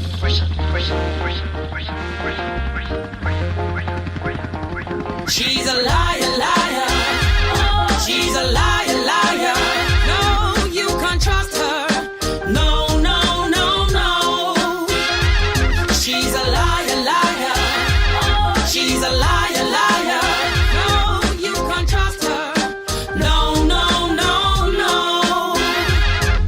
We all know politicians like telling lies. Big ones, little ones, porcupines. Saying they're strong and stable, won't disguise. We're still being taken for a ride. The nurses going hungry, schools in decline. I don't recognize this broken country of mine. They're having a laugh, let's show them the door. Then cut the rich, not the poor. I've been very clear that I think we need that period of time, that stability, to be able to deal with the issues that the country is facing. I'm not going to be calling a snap election. She's a liar, liar. She's a liar, liar. No, you can't trust her. No, no, no, no. She's a liar, liar. She's a liar, liar. No, you can't trust her. No, no, no, no. I want to have a government that doesn't think that fascism is where it's at. 'Cause putting the mother of all bombs into tiny hands can go very wrong. I'm hoping for a future for my child where she can grow and feel inspired. Do everything in your power you can. People rising up is the only plan. When future generations look back at this time, they will judge us not only by the decision that we made, but by what we made of that decision. They will see that we shaped them a brighter future. They will know that we built them a better Britain.